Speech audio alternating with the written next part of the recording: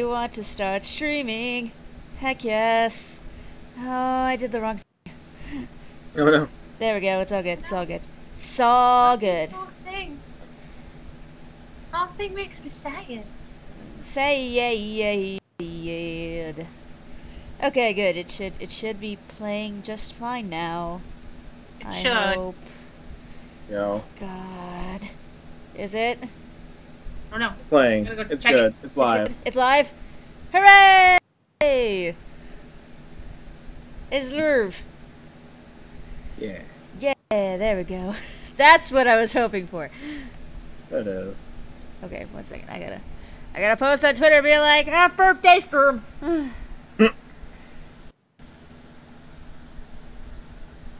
Happy birthday, Stroopster. Mike's often off delivering his check for his rent, so. Birthday, Stroop, start.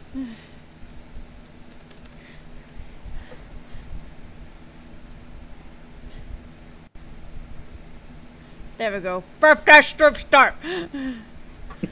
Birthday. Look, she's birthday stern. Birthday.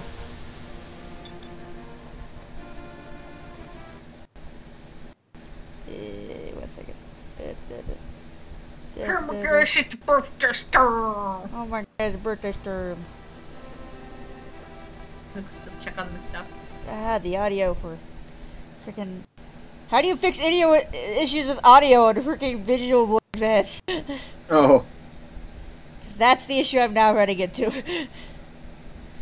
Because it's jumping and it's just like, you're not supposed to jump. The only thing that's supposed to jump is me. That's because it's Welcome to DS Emulators. No, it's just, you know, that freaking GBA.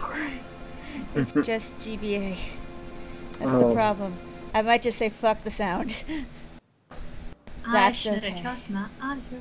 Actually, no, the microphone just should be right where it is. I just need to I just need to mute it so that way the game still runs at its regular speed. But the sound is the best part! I know! The problem is, though, is I can't get it to load!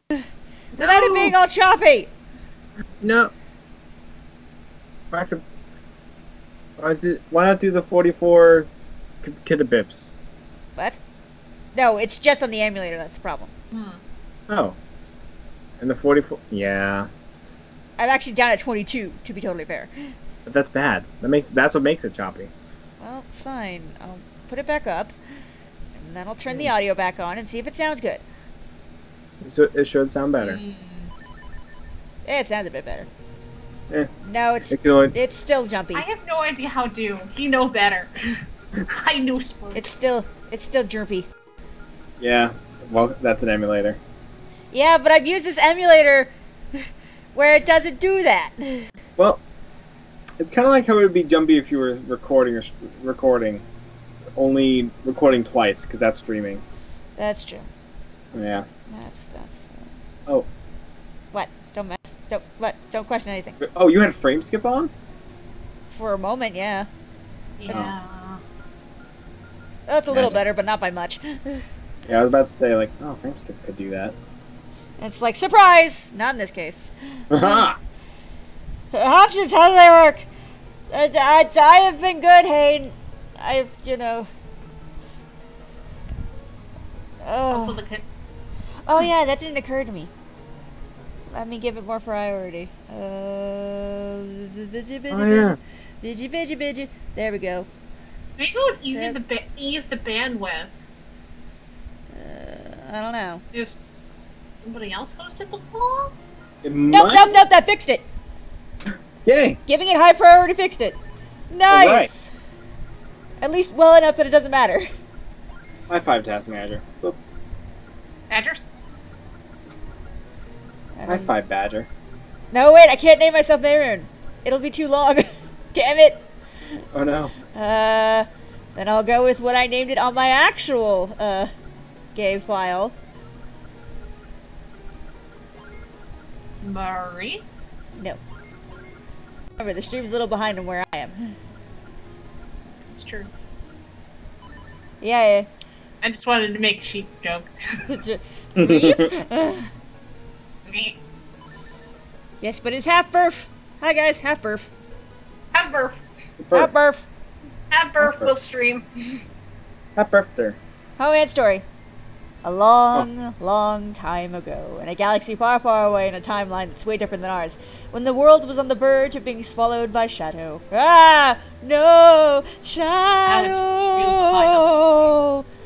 A tiny Picori appeared from the sky, bringing the hero of men a sword and a golden light. Da da da! With wisdom and courage, the hero drove out the darkness. Darkness! There's a lobster on my Twitter. Is it real? Or is it the crystal lobster that you have? When peace had been restored, the people enshrined that blade with care. We put it in a treasure chest, and then we sealed everything in that treasure chest so that the way the sword could seal that shadow of darkness. We didn't just destroy it because we were stupid. Like a Pandora's box garbage. Exactly. Except Body's the one who opens it. I mean, what? What? This is Zelda. Spoiling a game that's wait, how old is this game? It's from 2004, so Dang. over 13 years old. I think we're in the range where we could spoil it, but it's still... Yeah. Good morning, Master Smith. I don't know why your name is Master Smith. That seems kind of silly. Well, Goodness his name me, is Princess Smith. Zelda. He's a John Smith. I suppose we can go with that. Yeah. Did It's you also sneak John a- is Smithing. So That's true. he's a Smith He's of a Master Smith. Smith, yeah. He's the Is it best like Smith. is it like calling someone an edgelord or an edge marquee? Literally calling someone an edgelord. No, his name is just his job. And thus he is given Dear the title God, it's Smith. Okage Shadow King all over again. Yes, it is. Oh, you've never played Minish Cap? Well, you'll enjoy it, Future Boy. Did you sneak out of the castle and come all this way alone? The minister is sure to be worried about you. You know how he gets. Oh, don't worry about him. He'll be fine. Just a minor heart attack. It'll be okay. Where's Xavier? The whole town is bustling for the annual Picori Festival. I thought he might and I go together. Would you mind terribly? I would mind terribly. Oh, is that what you're here for? Well, Xavier was up late helping me last night, and he's still asleep, like the lazy ass he is.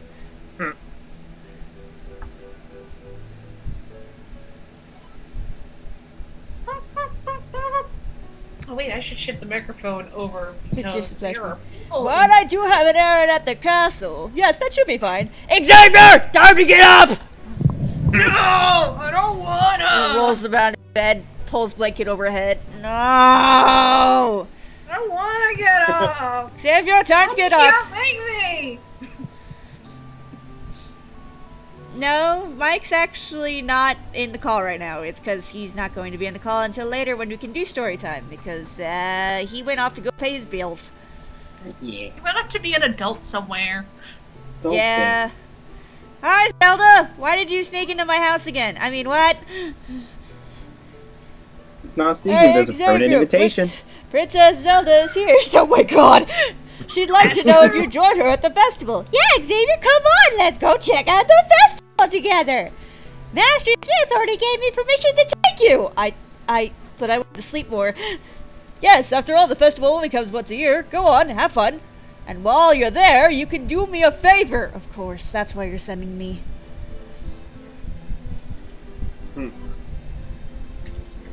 I was gonna say I didn't sneeze. I just finished making the sword for the... No, Hayne was confused. I just finished making the sword for the minister at Hyrule Castle. Why does he need a sword? I'd like you to deliver it to him. Okay. You accepted the Smith sword! Yay! Make sure you don't lose this extremely important delivery.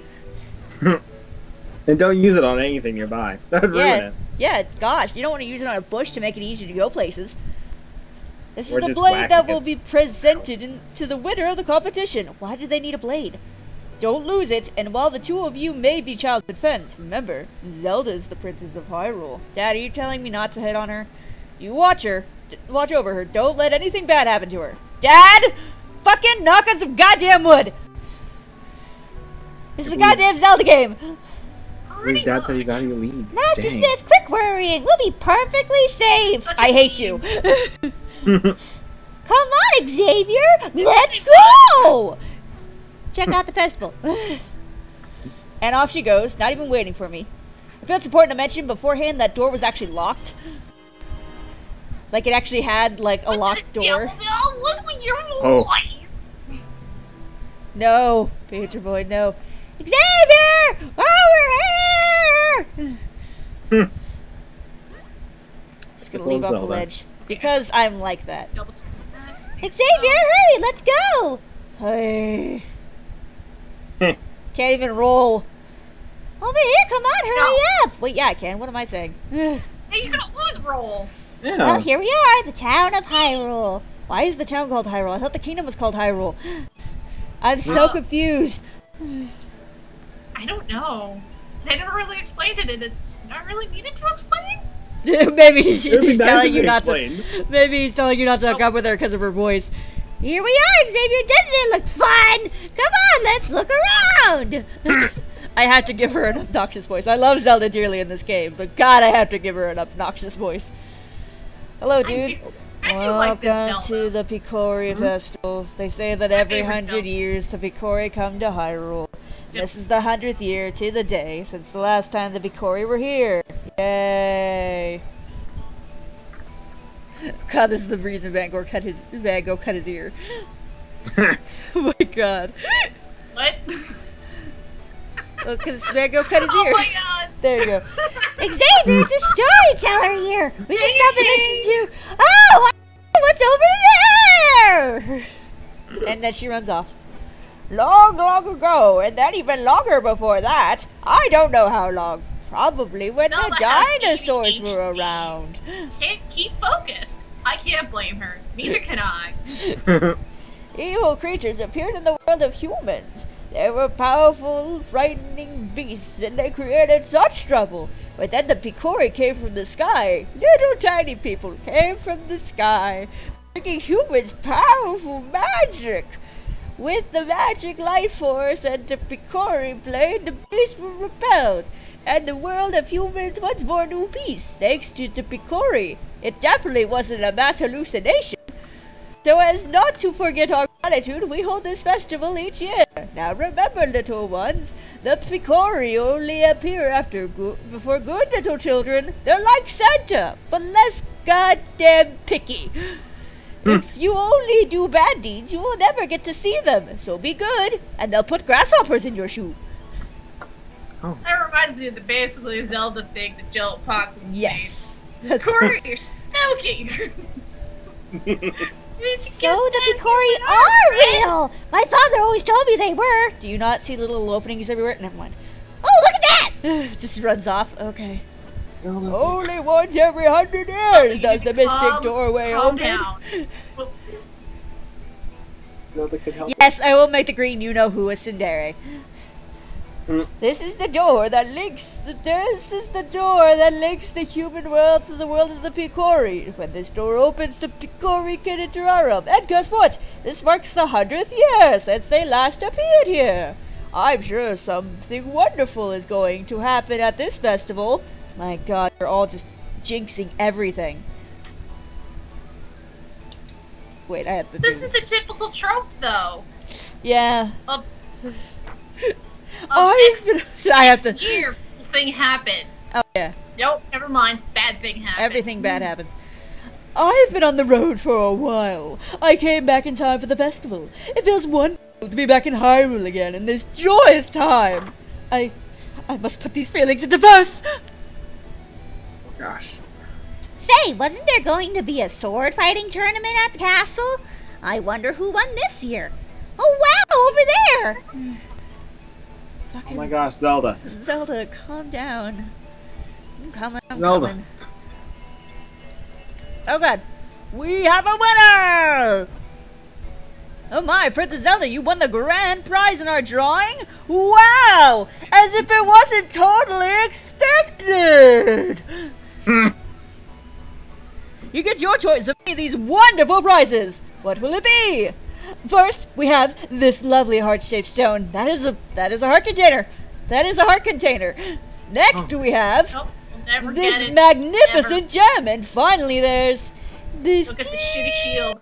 tiny shield. Shitty shield!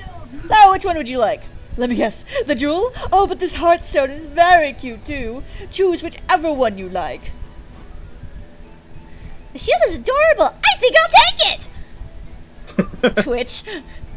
What? Why? Why would you want that ugly thing? What about the heartstone? It's cute. Or this giant gem. It's pretty. Honestly, they're both much nicer than that nasty little shield thing. Nope. I want the shield. Can I have it? What a strange princess you are. Well, okay. Here's your tiny shield that could... Oh, there's mozzarella sticks on my Twitter. I want them. Oh man, now I'm hungry for mozzarella sticks. There's all the stuff with the sugar! With the coffee with crack! Doesn't the shield fit you perfectly, Xavier? I got a shield now. I got a small shield. It's a little embarrassing though. It's a little embarrassing though. It is so tiny. Aww. I mean, just fucking small. Yep, just as I thought. You look great. Now, if anything happens, you can protect me with that shield. Oh, I almost forgot. We have to take Master Smith to the castle. That was the entire reason I was brought out here. Let's go, Xavier!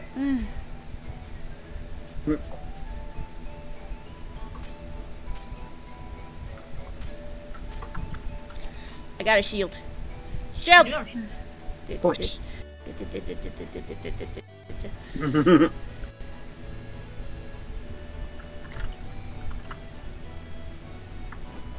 My sister and I came a long way to see the Picori Festival this year. Is it true that the festival's named after tiny people the size of my thumb? I want to see what they look like. Do you know where I can go to see them? Nope, no idea. This kid has a giant thing of goddamn nose snot. So, I've been good all year? Like all year long? And you know how the Picori only show themselves if you've been good? And so, I'm just waiting for the Picori to come and play with me. It's just no like... Picori will ever come play with you, not kid. I'm so No. Raikou up! Now you'll die for me! Come on, Xavier, let's hurry up to the castle! There's a Deku Shrimp. Why are you standing in the way? Ouch! It must be the business scrub I heard the soldiers talking about. How did you not see it when you were coming through? She's not a smart person. She's too excited. She's too excited. I think she might have a problem. She might have just pole vaulted over the Deku Scrub, because this is like the only path to the castle. She just may have pole vaulted over him and not even realized it. They were saying a Deku Scrub had been harassing all the passerbys. Xavier, do something about it! Otherwise we can't go to the castle! If only we had some way to defend ourselves against those nuts of his! No. Please, forgive me, sir! I heard there was a festival and I came to town hoping to hawk my wares. Unfortunately, we scrubs have a tendency to spit nuts when we speak. Everyone got scared and ran away, and no one would buy anything. This is a terrible place to do business. I'm going back to my cave. Would you like this, baby? No, friend, no. No. We don't know none about no. We know nothing about this. No. Yes, no. I actually feel a little sorry for that business scrub, but that nut hurt. Oh, well, he won't be harassing anyone now. We'd better hurry to the castle. No, or else you gotta be so mean to Mr. Scrub.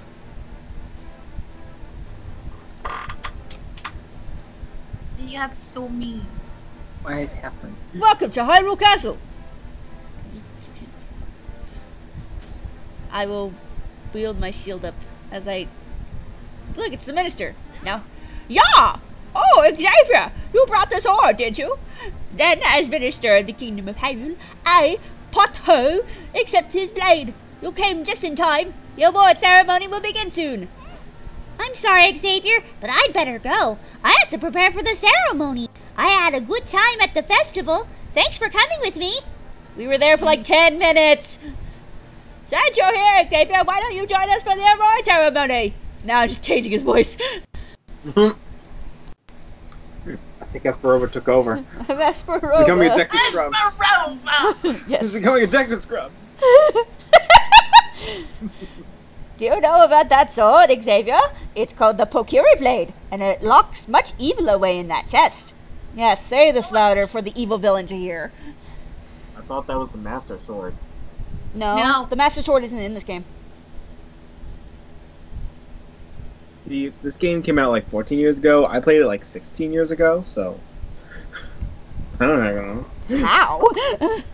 The game wasn't out. I had played it so long ago that I forgot. Yeah, no, there's no Master Sword in this game. Only the Pokiri Blade. The Pokiri Blade is sacred among the people of Hyrule. Yeah. The legend has it that, long ago, the Pokiri gave us this blade. Whoever wins the competition earns the honor that... What? It's a wild bike. Oh, it's a wild bike. I have arrived. You have arrived. I'm playing Minish Cap. David was confused because he didn't realize that this was not the Master Sword. And instead it's the Pokiri Blade. I was so confused. I'm like, but... Huh? Yeah, it pulls Forever confusion. Forever confusion. I've been doing silly voices for characters. I'm slowly becoming Esperova with the Minister. Everyone is Esperova. No, the Pokiri Blade is not the Four Sword. The Four Sword and the Pokiri Blade are two different blades. It's weird. Isn't the Four Sword still separate from the Master Sword, though? Yep, it is! Yeah. I think so. Makes sense, honestly. Whoever touches the competition, yes! Whoever wins the competition earns the honor of touching the sacred blade! Oh look, it's the King of Hyrule! Huh?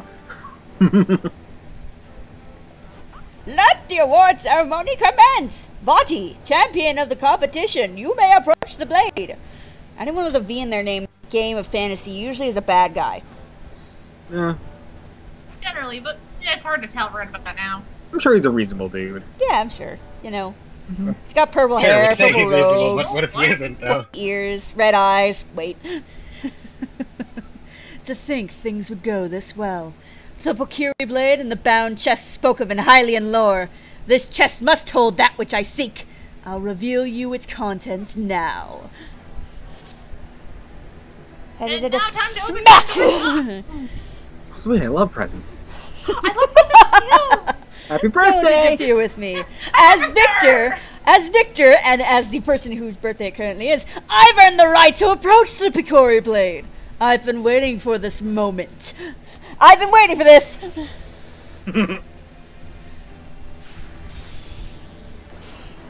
And he broke the blade. And he opened Pandora's box. Well, And outpunched a bunch of monsters. That's not everything I've been doing. Hi, monsters! Oh, the king just got knocked away. That happens. Who are you? Why are you doing this? Also, I gave Zelda an extremely obnoxious voice. Oh my god. Yes. Why? Because the Because princess. Because she has the time. Because I had the time. And she's the one in control of the screen. Yes. The princess with the mystic aura. The power that was gifted to the people of Hyrule still flows within the veins of the ladies of its royal family. Interesting. If I leave you now, you'll only cause me trouble later. That'll never do. To stone with you! 420, blaze it! Oh, no, wait, she literally turned to stone. That's a problem. All who stand in my way shall share this fate. Now to find out what power awaits me in this chest. And there's nothing.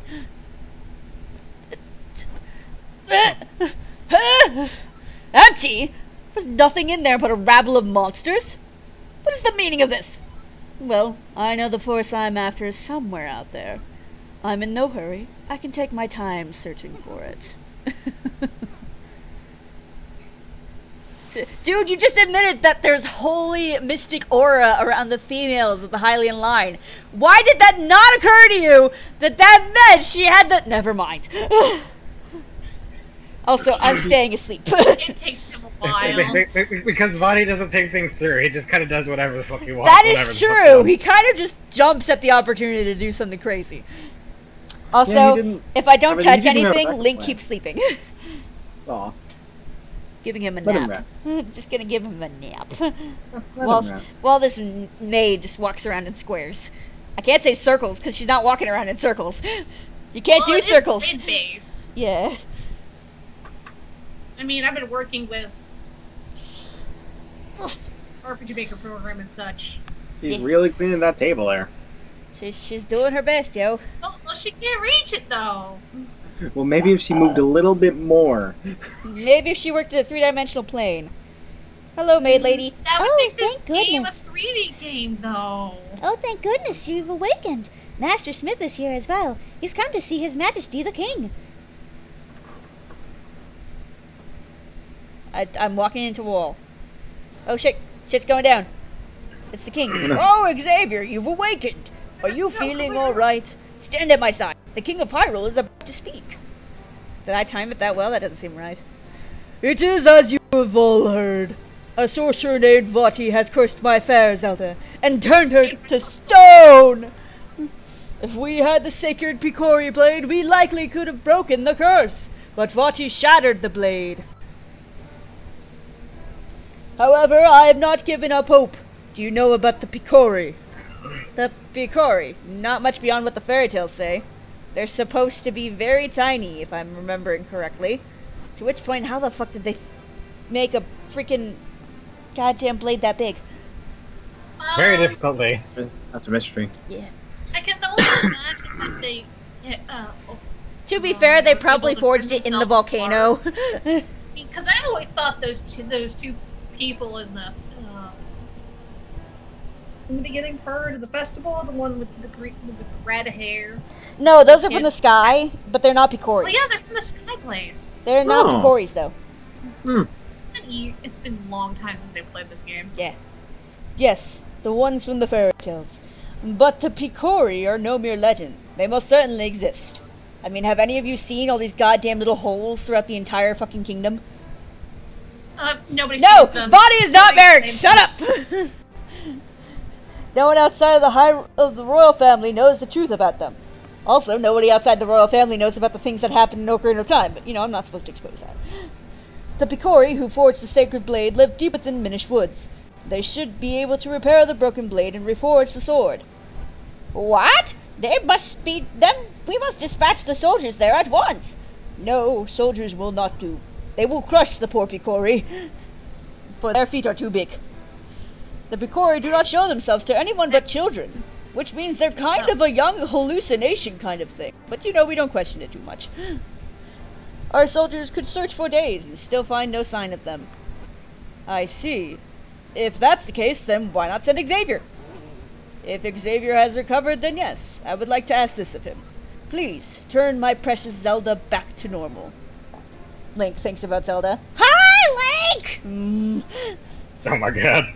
The Picori should know how to create a new sacred sword. It will be a dangerous journey now that those monsters have been freed. Please, take the sword with you, along with the broken Picori blade. You accepted the broken Picori blade! It's even more useless than the broken sword, broken knife in freaking Ocarina of Time. You can't even use it as a weapon. Thank you, question mark, question mark. This is the part of the sword needed to reforge the sacred sword. Don't lose it! And now you've got the Smith sword! You can use it now! Just somehow loses the broken sword immediately. Oops. Nervous sweating. Too bad you can't do that. I bought it off with this really great sword. It's much better. Just get the bigger on sword instead. Just have them forge a new blade. I don't mind. I tried it for the heart container. I think it will really help me out later. Very well then. Possible. Send the soldiers to search for Vati at once. Dude, what would stop him from turning them into stone like they turned Zelda into stone? Like, seriously. Deep within the Minish woods, you'll find a place called Deepwood Shrine. Once humans and Picori shared that shrine as a meeting place. I think it will be best if you started your search there. Hi, son. I'm off to send you off on a horrible journey. Take this map. Just press start or whatever, you know. I've marked the location of the forest on your map. Good luck, and be careful. I'm not going to give you anything else for your journey, though. No bottles, no nothing. I'm counting on you, Xavier. Only you can break Vati's curse and free Princess Zelda. Why me? So basically, we're being sent out on a journey with nothing but a sword, another broken sword, and our wits. Yep. Lovely.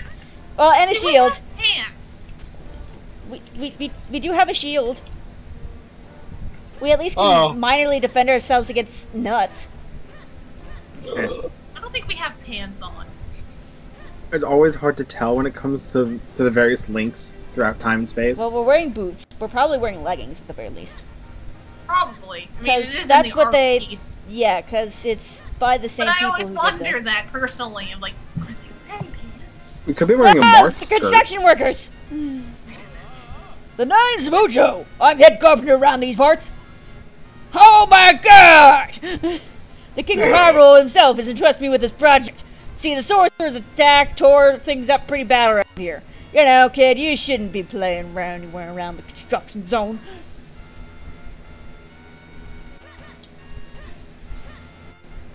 I don't know, there's not very much peace and quiet here. I mean, there's supposedly monsters. Ah, it's a mole! Ah, it's a tower of moles! I killed them all. I got a rupee. It's green! Don't spend it all in one place! That tower of moles. Dumbo. Why are you just standing in the grass, dude? Oh, Xavier, you're heading for Minish Woods now, aren't you?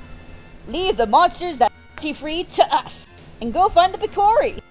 Wow, guards that are actually doing useful things? That's a concept. Mala is in town, sadly. Unless I get some milk. It's an Octorok, I killed him. Why am I craving a cake of some kind? I got strawberry cake. So good. Because it's my birthday. because it's the May's birth. It's my birthday. But it's like a chocolate cake. No. Ooh. Not chocolate. A really rich one too. Strawberry. Like, why am I tasting this? Why are you what? Sure. How are you tasting? Well, I'm tasting the Woods ear. now. Yay. I can taste a rich chocolate cake. Why does the air taste like cake? Share. Share air. How I don't know why I dare have these you weird tempt me? moments of I can taste a thing. Nope, I think that can't means swim. you want thing. Doesn't mean I want a thing. Sorry, kid. You weighed down by your shield. Thanks, Zelda. I could have gotten a fucking heart piece at the beginning of the game. And then Zelda traded it for a stupid fucking teeny tiny shield. Oh, God damn it, Zelda! You'll never get that heart piece. Ever. Yeah. I don't know, the water looks safe. Ah, it's Juju's! Oh god! Oh god! Oh, Link to the past! Link to the past flashbacks! Oh god! Please. But Choo-Choos were in Wind Waker first. No, they weren't. What? Like, this variety of Why would Choo-Choos were originally in Wind Waker, yes. Yeah, the but style of Choo-Choo, yes, was in Wind Waker. help! Help Right. me! They were originally, like, Ow! weird, It's Eslo. elongated diggly dangs. Oh, dang. What? You cannot deny that they look like dingly dangs. They do. They They do. do look like little waddling dicks, that's true. What? I don't have to censor myself. Like the secret seeds on them, or whatever it was, the mystery seed. Yeah. Oh yeah, the Their mystery eyes powder. get all buggy.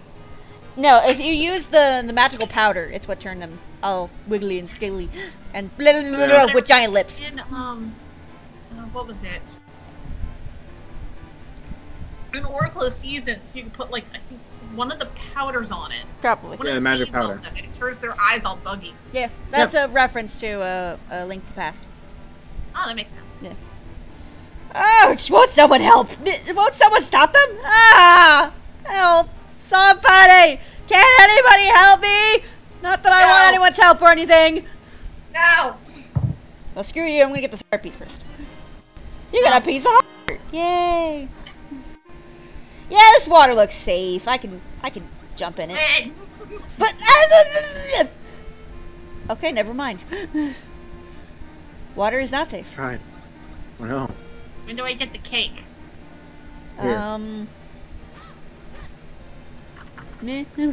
Just kind of casually drowns in the water. Blah, blah, blah, pops up.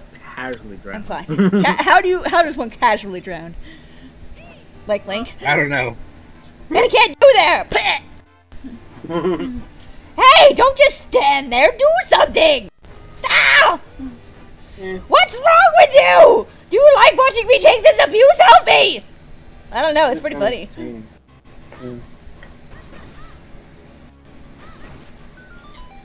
You probably could have pecked their eyes out, you know.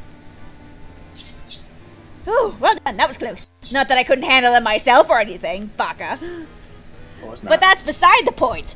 What in the world is a lone child doing so deep in the woods? It's not very deep. It took me like 5 minutes to get here. Ho ho, I see.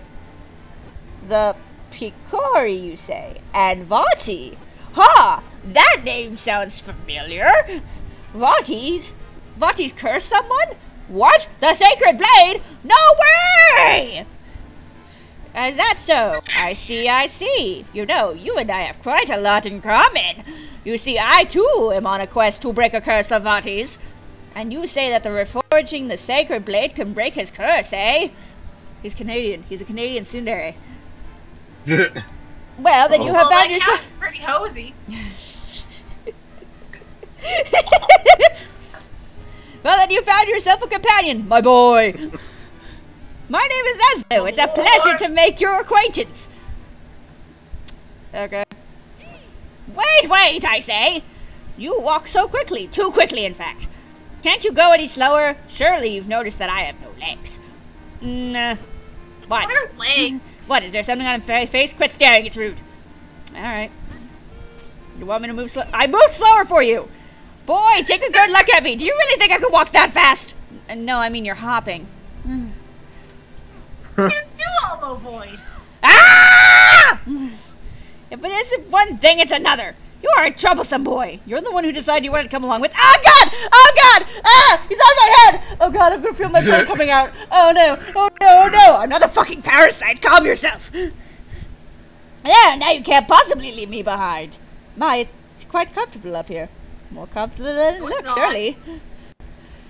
Much easier on me. Hey, quit your squirming. Can't you sit still? There. See? No. Yes, that's it. Much better. Now, I suppose a boy like you still has much to learn about the world. If ever you need my insight, select. I'll be happy to help. Ah, such a helpless child. I'm not helpless. I don't wanna. I'm gonna go up here. Damn you! Ah! Blah, blah, blah, blah. But I almost did already. What? I haven't even had time to settle in and you bothering me? You told me to ask you things. Deepwood Shrine lies obviously enough deep in the heart of these woods. So says my superior intuitive sense.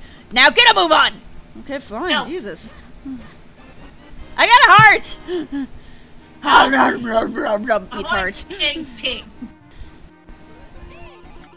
Dang, savage. Hold on for a moment, my boy. We've stumbled upon something important. The world of the Minish is very small. You're far too big to meet them now. Eh? Who are the Minish? Ah, yes, silly me. Allow me to explain to your dull sense. You humans call them Picori, but they refer to themselves as the Minish. Strange how in the world of humans only this forest has kept that name. Anyway, anywho, deep in the forest, they built a tiny village where many now live. But if we weren't in the village, we'd have to be a touch there first. Look at that. At first glance, it appears to be a mere stump, yes? Yeah. It's got a giant hole in it. No, that stump is a portal used by people long ago to adjust their size. With my help, you can use it to shrink down to Minish size. Just stand on the stump and press R to shrink.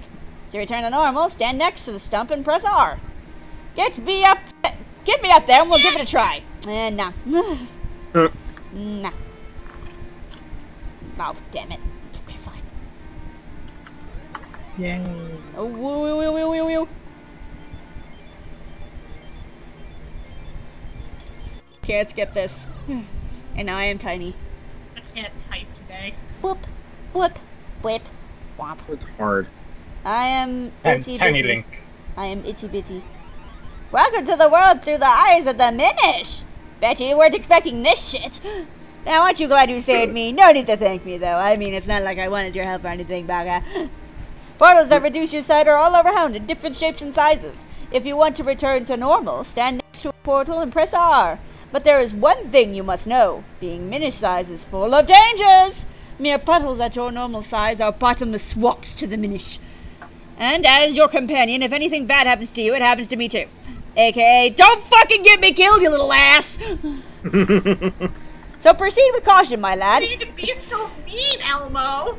Right? Elmo. Oh my god, Hayne, did you seriously just say get stumped? Yep. I'm so upset. Look, I'm gonna be riding on lily pads. This sounds like a great idea. Fuck! Get on the fucking lily pad, you little piece of shit! Well, fuck you, Teslo. Oh, what? That was bullshit. Nope. I was totally on the land. Nope. Not according to this game and its small hitbox. It's the teenish cap. Tom. Look at these I have no idea how that exploits. didn't Where's work. the cheese? The cheese. Huh? Look at food. How did that not work? I saw that. Like, Right? You were on. I was You were on the on there. land! The hitbox was really small. I mean, everything is, technically.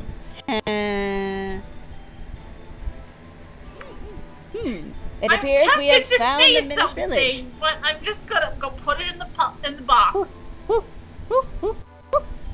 I do not know what's with me today. I believe you were about to say these leaves and these nuts. Yes, these leaves and these Oh nuts. my god. You know, I knew somebody was gonna say that at some point. I just Hey, wondered who was gonna be the first one to do it. Hey, hun, do you put both on your spaghetti? Wait, spaghetti? I want some spaghetti. No, do you put both on your spaghetti? I'm sorry, what now? Do you put both on your spaghetti? No. No. Damn I it! don't want that on my spaghetti. You're supposed to ask what is bofa. No. Damn it. Taking my fun away. Question mark, exclamation point. Ask it, David. No. Yes! No. Damn it! Someone ask what is bofa! I'm sure somebody in the chat will ask what it is. It's not about the size of your hitbox, it's about how you use it. Oh my god. Pika Picari. Bop bop. Beep beep beep beep beep pika Picari. Pikaka. Pika. Beepa. Beep pika. I gather it's been quite some time since... No! Bofa! Bofa. Boda. Damn it. Bofa! No. Someone asked, damn it! No. Damn it! Go for what? No, wrong order. Go for what? With these nuts! What? Oh my god. What's that? You don't understand what you're saying? Ah, yes, that's the language of the It's not Minish. time for up dog. No, it's not. No, every day is a good name for up dog. No, it's not Bank It of was a good America. attempt. I'm not trying to tempt anybody with up dog, but he is. Up dog's pretty great. Have you heard of him? Yeah, it's the latest. It's the latest. It's good stuff. There we go. Mayura did it for me. Thank you, Mayura. It's a little different from the dialect I'm used to. I'm afraid I didn't catch most of what they said myself. But perhaps there is someone here who understands your language. We should look around. See, now you understand, David. I will cut their strawberries. Their strawberries are no match for my blade. Are those strawberries or are they just regular nuts? No, those are strawberries. How do you know they're strawberries? I'll show you in a second. If you look at it, it looks very much like a strawberry. But they're gray. I mean, Have you seen strawberries when they're unripened? That's true. Is that why they have money in them? They don't have money. Those are leaves. Oh, I thought they gave money. No, Oh, I'm they getting give money. rupees. And hearts. Oh man, this Please place looks heart. fancy. This must mean that somebody in here is fancy. Hello. I've never seen an outfit like that before. Are you a human? I mean, gosh. You know, other features on Oh my my gosh, face. what was the giveaway? Yeah, gosh. What? Oh my, it's been quite some time since any humans came here. My name is Festari. I watched the Abbey as well as the shrine to the north. You seem to be having some trouble with our language, don't you? You can use a jabbernut. It will allow you to understand our tongue. Jabberwocky? No, jabbernut. No. You should be able to find... Like we're doing right now. Yeah. Yeah. You should be able to find one in the barrel house just south of here. You mean the one I walked past while I was cutting down all them strawberries? Could you stop cutting down our crops? Nope, gonna keep cutting down the strawberries. Yep. Actually, more often than not, the strawberries I contain think hearts. the crops are actually just in the barrel. Yeah, they are. It's where all their flowers are. Huh. I think Feel bad parts. that they go borrow stuff from people's houses because they can do that. Oh gosh! It's the infamous block pushing puzzle. How will I Oh, no. ever solve it? Oh gosh! Oh wait. Oh, Xavier! This must be the jabbernut Festari told you about! Well, you fucking eat it! Put it in your goddamn throat, you goddamn bitch! Okay. Do I just shove it down my throat? Things off the floor. It was on a table. It's on a table. It's on a table. Besides, my hat told me to. I trust my hat. My hat tells me everything. He's kind of mean to me sometimes, though, and he yells at me a lot, and he calls me a baka a lot, which I don't know what that means. I think it may be a Picori word from his world, but, like, he's weird. Must be one of those new those old world euphemisms. Yeah, Must be. yeah. I'm getting set to leave for town and visit some of my Minish friends there. Fun fact, I never knew you could cut those until the Wii U re-release. Oh, yeah. I always swing my sword when I'm going anywhere. I just swing my sword randomly. It freaks out a lot of people, but, like, you gotta swing your sword so you know what you can cut. Well, you just gotta stab something. Yeah, just like. See that tree over there? You should stab it. See the Picori over there with Stab the him. turn? You should stab it. No phrase, you should Just stab stab him. Just slash and stab it, you know. Oh, Yeah, absolutely. slash and grab. It's Sounds the like a great best game, thing. slash and grab. Slash and grab. Gosh. I know what that game is called. It's called Any Beat 'em Up. Well, no, it would be like. It would be like. Maybe in the Endless Runner, just a speedy thingy. Where you're just Undertale? slashing. No, grabbing. no! Is that Undertale? No, this is not No. Undertale. The Tsundere Canadian Weeb Heslo. Oh my god. Yes. Oh my gosh. So you've eaten the Jabbernut, and now you can understand us. Sorry, but I know little about swords. I'm sure the Elder could help you.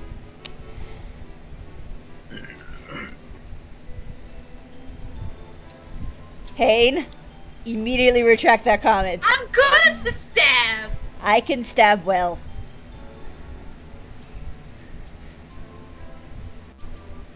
Hello, mister. He will have the Rasputarian voice. Oh, you speak our language. Rasputarian. It's been quite a while since we've heard outsiders speak our tongue. Are you a Rasputarian? Get the fuck out of here, you little bitch. We have little to offer you in these woods, but please enjoy your stay. Thank you! Sorry. I don't know where that came from. I feel like I got that from a lady named Zelda. Thank you for your offer, but we have no time to relax. My name is Eslo, the Tsundere Weeb Canadian.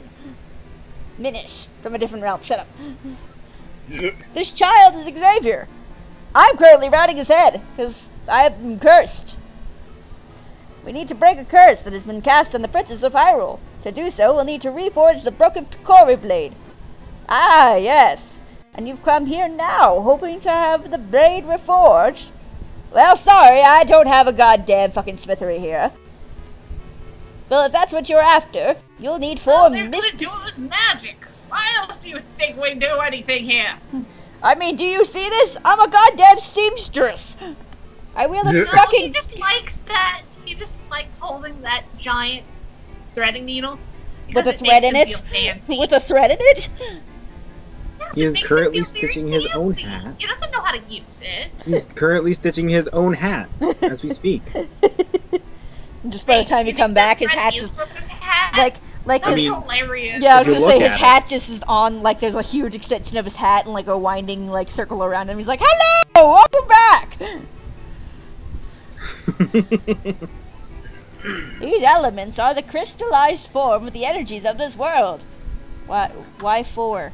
Why specifically 4? What? Because 4 is a generic plot device number. Because 4 is equally dividable. Because death. Things in order for the 4 other things to activate. Because death. Yes. Oh, That that's actually- true. That would actually make sense. Yay! That's very. On the 4th year That's of very- the 4th month. Here, give me your map. I can mark it with these where these elements can be found. 4 random places in the world? Absolutely! Oh, there it goes. The earth element can be found in the shrine to the north of Festari's Abbey. Speak with Festari. He will show you the path to the shrine's entrance. Go with caution. Evil creatures have lately made their home in our shrine. Return to me once after you have have found the earth element.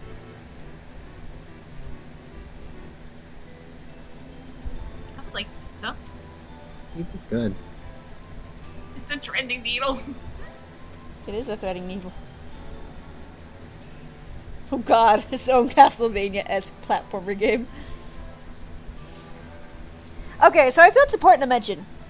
Festari runs an abbey. Abbeys are often used for, you know, religious purposes. What religion does the fucking Minish follow? Huh. Do they worship the... Huh. And now you're questioning. The thread of fate, obviously. That's why he wields a thread, needle and thread. Maybe. Maybe it's the... Maybe they honor the Yukokiri blade? I don't know. So this is the deep wood shrine the Minish Elder spoke of. He Said something about there being monsters inside, didn't he? No. No reason to be afraid of anything. I'll be waiting right here. No, wait. What am I saying? I'm not letting you leave me alone. I mean, I'm not scared or anything. Baka. Be right there. Oh. Getting called away.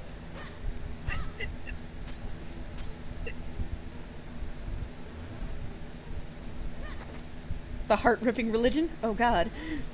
Oh. No, we don't need to be pledging anything to the sun god or anything. That's right on my abbey. Oh my god, David. Can't help it. Are you puns. proud? Yes. He is proud of that pun. I am. How could I not be? Well, I can't check the map now. His dungeon map.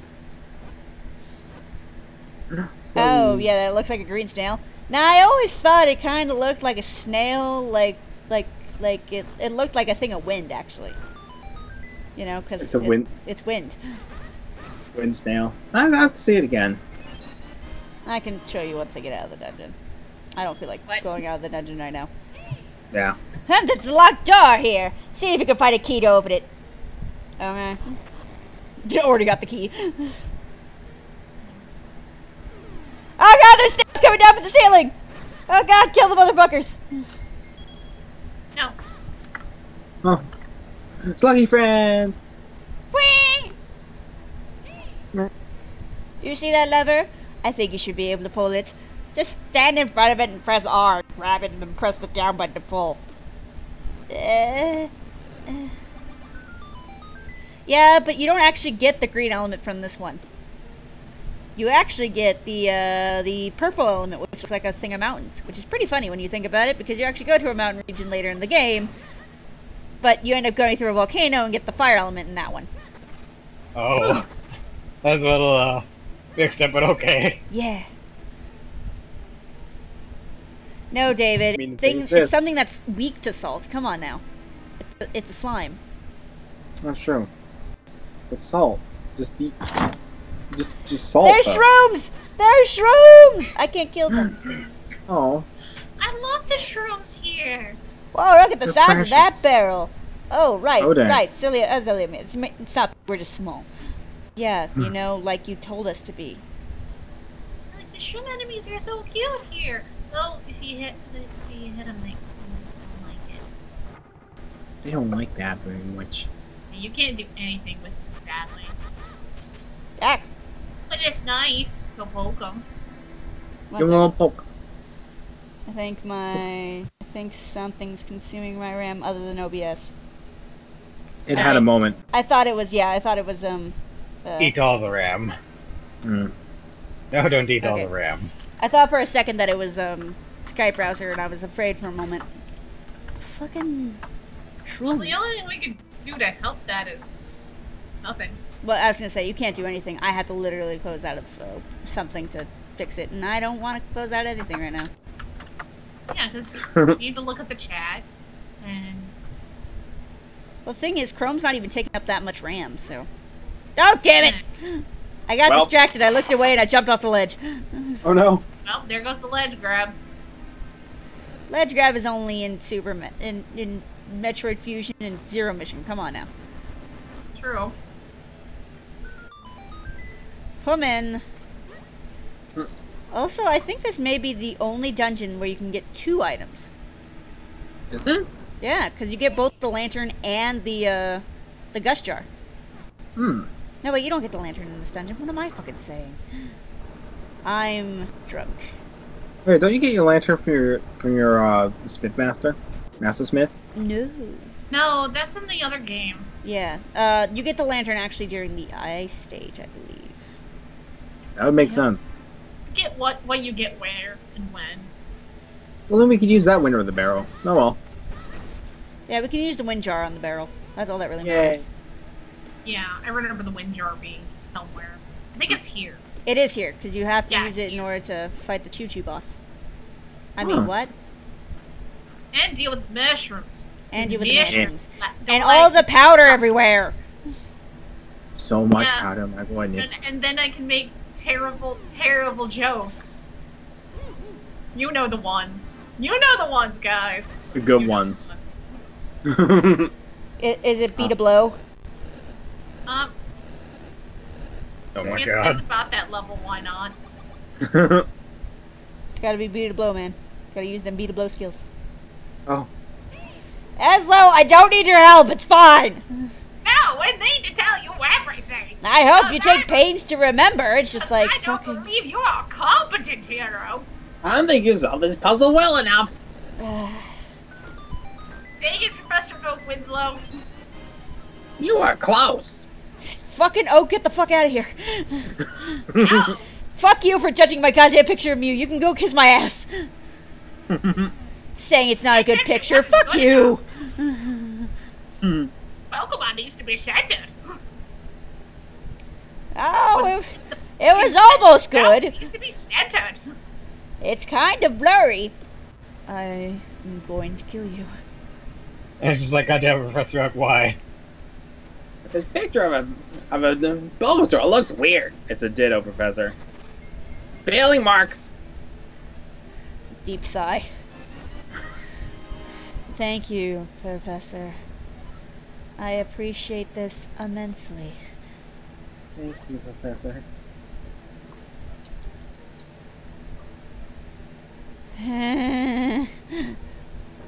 God damn it, Professor Oak. I do like this mechanic of turning the barrel, though. Yeah, it is cool. Yeah. Oh, I get to fight the caterpillar. Yay. Yay. Caterpillar. Not that bad. Oh no, I actually like the caterpillar boss. I hate it during the ice stage, but I like the caterpillar boss. Already finding Moldorm? No, caterpillar, not crazy psychotic thing that tries to kill you and knock you off Ah. It ledges. just runs around in a circle and doesn't really hurt you. Actually, it does hurt I was you, gonna but say it knocks you in the hurts you. holes. I mean, technically it's like Wiggler in that sense. Yeah, it's like Where it It's just like is Wiggler existing and we has bother it. stats. Yeah. Yeah. Technically, it's just living its own life, and we're the ones stabbing it with a sword. We're the Well, bad it's guys. living in the dungeon and it locked up the door. That's I true. like her. You And do. Kisa It's likes great. murder. Stab. Why am I like getting fucking green rupees? This isn't gonna do me any good. I can't buy anything in the market with green rupees. Let me The first one? stab. Why am I... Why do I feel like I'm playing the beginning of Ocarina of Time again and I'm trying to save up money for a goddamn freaking shield? But you have a shield. What are you saving up money for in this game? I Figures. forget. There's like a couple things you can buy. Really. Figures. You save it to become an otaku who collects nothing but figures, so that way you can buy a bunch of mysterious shells, put them into a machine, and then bam, you get more figures. You're buying stones. You're buying stones again. Yeah, we're buying stone. We're buying more king pieces. Actually, we can't buy. You can't buy kinstones? You can buy kinstones. But I can't never buy... remember anything about No, this game. I never buy kinstones. I would always just collect them. Except like the mole claws, because I just ran around and dug for days. No. I love digging. I just love digging. Digging's I fun, love to be stabbing fair. and digging. It's fun. These are my favorite things. Stabbing and digging and eating. Stabbing, digging, and eating. It Stab, dig, sucks. and You eat all the can't, things. you can't freaking go through doors with a pot on your head. You can't be a pothead. Wanna. You tell me how to you can't tell me how to live my life. You can't tell me how to fucking go about my day. I'm already feeling like I'm tripping on shrooms. Ah, poof. Well, at least you didn't touch Fuzzy get dizzy. Point. What?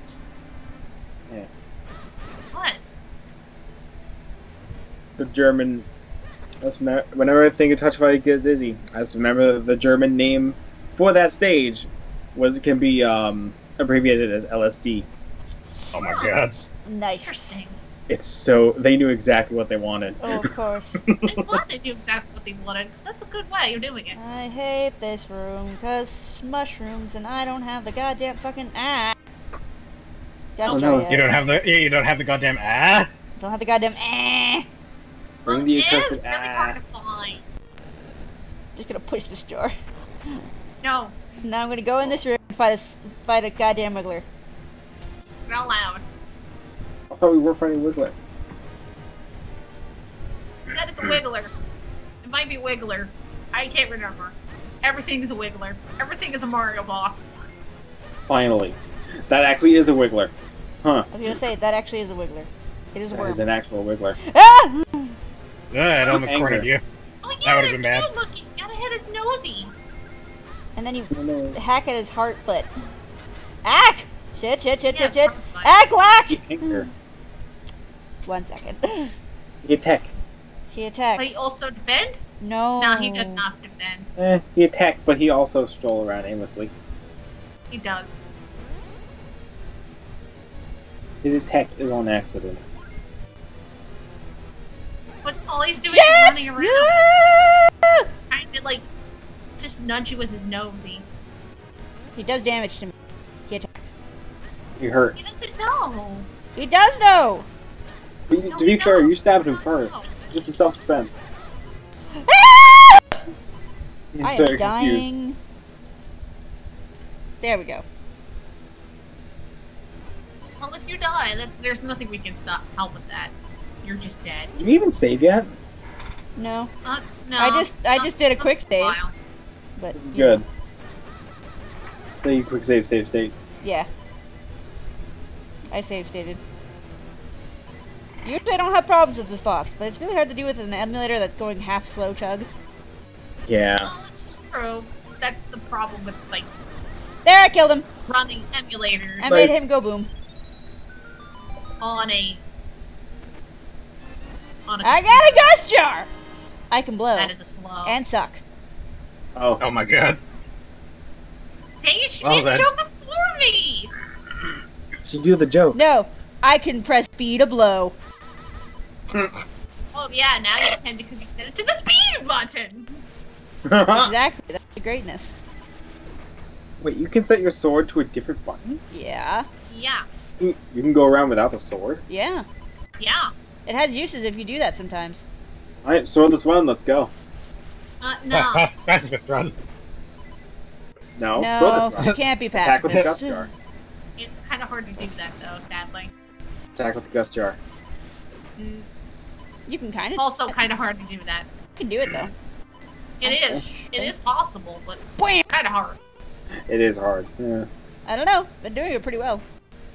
I've been using jars with my gust jar. Yeah, but if you're out of jars or you miss a shot, you're kind of screwed. Yeah. Wow. Why is it skipping? Because the internet is a garbage. That would make sense. I got 10 mysterious shells! Not sure what they're for, so I'll just hold on to them for now.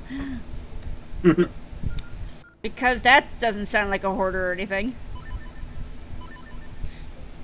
Not at all. Why are you no work? That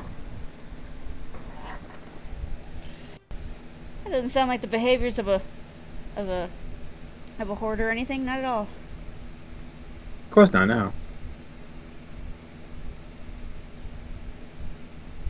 I feel like calling him an entertainer instead. He is a YouTube personality. Yeah, he is kind of. Yeah, it's. How do you not know who Markiplier is? Because other people watch other things. But Markiplier. It happens. What? To be I'm not fair, too I- surprised, good. honestly. That's true. To be fair, I think it's who has more subscribers? Is it Markiplier or PewDiePie? I don't know. I don't know. I know PewDiePie I know went Mark down has a a lot. diamond play button, so Yeah, So, no. I think they gave PewDiePie a ruby play button. what? That's Yeah, a they thing. gave him. I know you can make those. Yeah, he What was a was mistake. given a ruby play button, and I think he donated it to a fan or something, Just did something useful. or donated it to charity. Either one. Either way, Either one. something happened. Yeah. Something PewDiePie related. Joy Day Day. Yeah, PewDiePie. That sounds like an Italian dish. No, that's Ratatouille. Oh my god. I mean, to be fair, you're not wrong. That's the name of a mouse in a movie. That's also the name of a movie. That's true. Also, Houdini does sound like Houdini. Does. PewDiePie. Hmm. Can you get it on Spoofy? Gosh dang it! Yes, Father. I think if that was the thing, you could get that on Spoofy. That was indeed a thing. Ruby, Spoofy. Spoofy. Day of it in. What- Dan- what Yeah. about the spooky? No, not the spooky. What spooky sounds of jump scares? No. That game has a water monster. Oh. Does. Yeah. There's a lot of monsters. Tis the nature of a. It does, and they're Game all all- spooky. It also has a bunch of jump scares, like Coffee Cup. What? Spooky's House of Jump Scares has jump scares in it? Right? It does. Dude. I like the toast ones. Toast. Toast. No. You think I can figure out this puzzle, Eslo? You don't want to fucking say anything about this? Yeah, okay, fine. I'll give two. Yeah, you think you got it. You goddamn He's bitch. having a nap right now, so there's that. He's kind of an old man. To be fair, So he you've been kind of holding. needs this like 5-hour nap. Hmm? Oh! So now it's not his nap time and at the old folks' home, but it's old. How did you drown? Because I rolled. Dang. And to be fair, you've been holding this gust jar for a total of like 5 minutes. You're practically a master of it. I mean, gosh, I haven't played this game in 100% or anything. Now he talks! Not even about the puzzle! No, it's because I hit the talk button to him. I was all like, hey, yo! I'd like to talk to you, and maybe if you get stuck or something, I don't even care anymore. It's not like I like you or anything. Anything, Baka. Meh. Should I just turn him into Squidward now? Stop renaming me mid game. How dare you? We're gonna make a meme out of this. Yes. Not really. I don't even care about this anymore. Disney's magical mirror? Do I even want to know what that is? That does have a lot of scary jumps.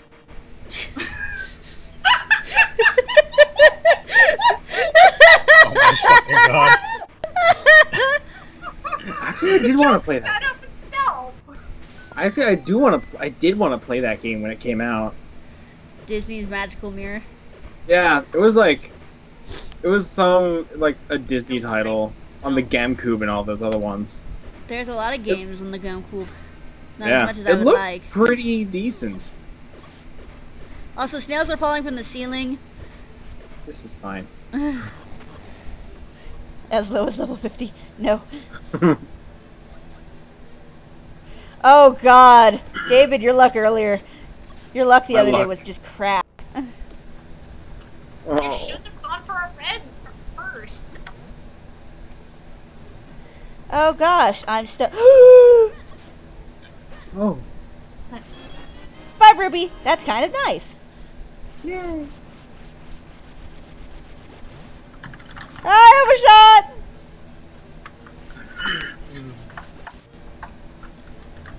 Gosh, this puzzle is confusing and hard. 5 rupees, that's kind of nice. That's kind of nice. That's kind of nice. How useful. Just shoots over it. Ah! Poof. That just kind of goes for a quick swim. Here's the one for a quick dip. Certainly didn't get the dip you wanted, that's for sure. I got the big key! Yay! I can open big doors. Yay. Yeah. Teleport back to the beginning, go through the blue one, get the thing from earlier. Get this. Yeah, piece of heart. Now I got 2! And there's another one in this dungeon I can't get till I get down here in the bottom. Yeah, don't do it more. Hmm. Do it. You're in fake go hell. Yeah. Now you understand. Everyone is in Fate Go Hell. So many reasons. It's okay, Mayura. You're too 5 early to stars calm have a down. 1% chance rate of getting. You have to remember that. Their rate of appearance is bullshit. But to be fair, my Yeah, luck in you- that game is bullshit. Yet you've pulled 3 Alteras already. I'm still heckin' jelly. I still don't know how I got 3 of her. And Lancelot in that pool. I got an Altera and a Lancelot in that pool. It's just like, how did I even do this?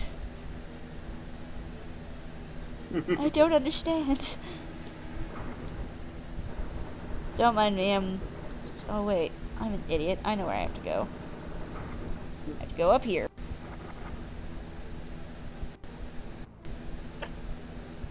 And I have to go up here. Okay. Beat a blow! It's garbage daily. I have to go down here. I need to stop hitting. There we go. My There's my 3rd piece of heart. Yay! Just 1 more increases your life! Hmm.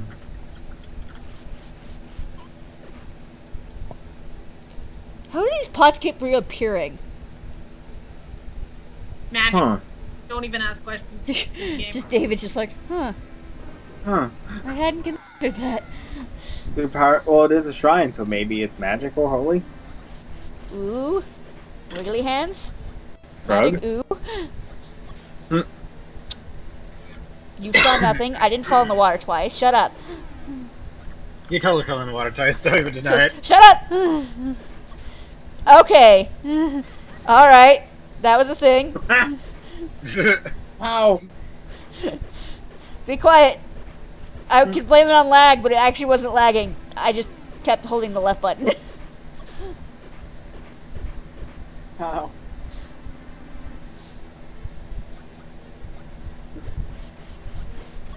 Damn it!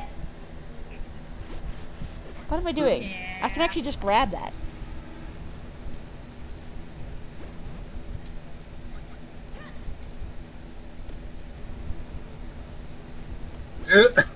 Nice. Popcorn guy should might do that. I mean, I do have tomorrow off. Oh dang. A rematch? What, did you murder somebody in now? Hayne, when did I murder you? When did that happen? What did I murder you in? I'm trying to remember.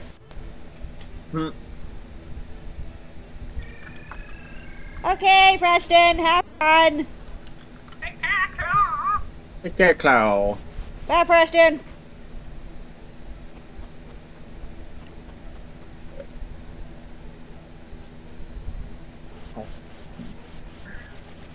Whee! Because I somehow cannot jump over a knee-high sized chest, but I can jump over small pools of water. Who's to say it's knee-high, though? Because it's about the size of these pots. And these pots are about knee-high. I did! I did murder you in RO2. I remember. Eh? He challenged me Wait, to... what? It makes sense. Just let him explain it. Did you two PvP or something? What? No! You sure? They're sweating. Fine, friend. He's definitely not friend. No, he's Oh, totally look, he's friend. friend- His name he's is friend-shaped. Schubert. He's friend-shaped. Yeah, he's friend-shaped, he's squishy, and his name is Schubert. Chuber. Tuber. Because he's a chew. He's Well, a jelly chew. you gotta remember, Hayne, I haven't played Ragnarok 2 in like forever. See, friend-shaped. He is- Nothing looks more like a friend than that. Yeah, that's pretty friend-shaped to me. Well, the blue variety is electricity, so that's why I say he's not friend-shaped. That's not a friend. Well, he's a friend, but he just has problems, you know? He's a little top-heavy. He can't help it. You know. And the blue ones, they're friends, but, you know, they're a little too excited.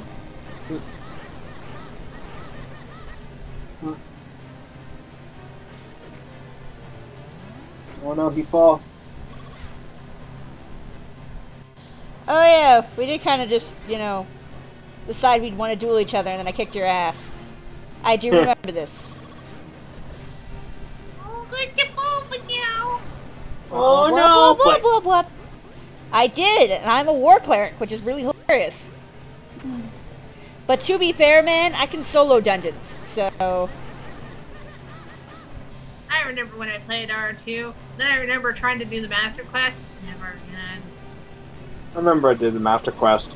I don't know sure how I did, but I did. Did you So follow bad our you. strategies? I think I rezzed, I know I rezzed once, but I don't remember what else happened. I rezzed twice. I remember that. It was money well spent, I think, because of all the time I spent on that game. Oh Yeah. yeah, I saw on Steam that they're bringing back the original RO. Oh yeah, they're remaking it. Oh, hey! Yeah, That's yeah, awesome. Ragnarok remake. Rebirth. I forget what it's called, but it's essentially an HD remake.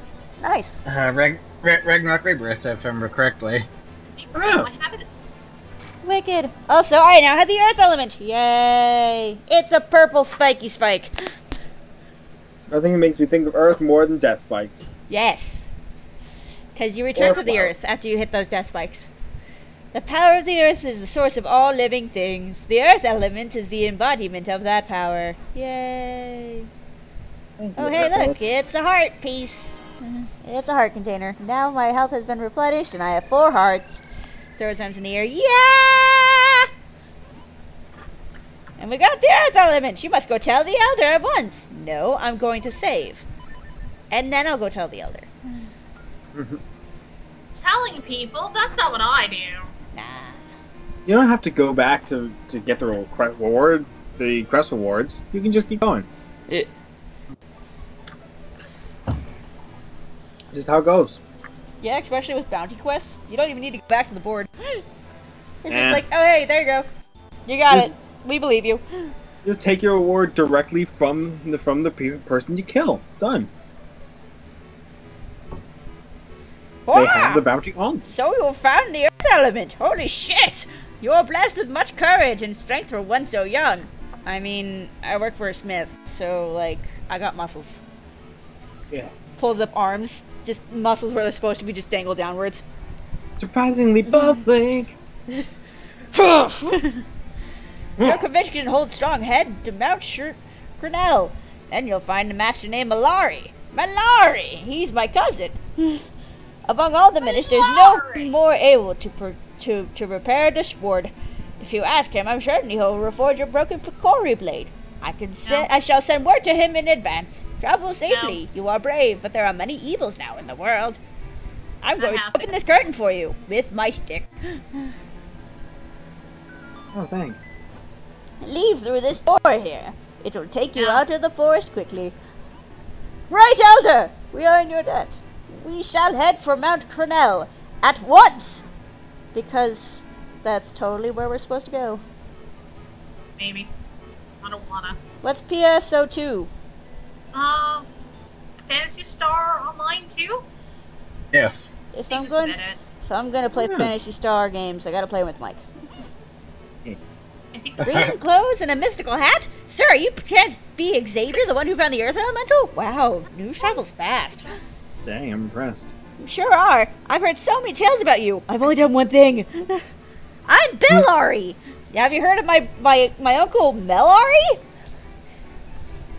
Whoa. Researcher of antiquities. I'm also well a bit of an inventor. You know, you won't be able to get back to town due to all the debris.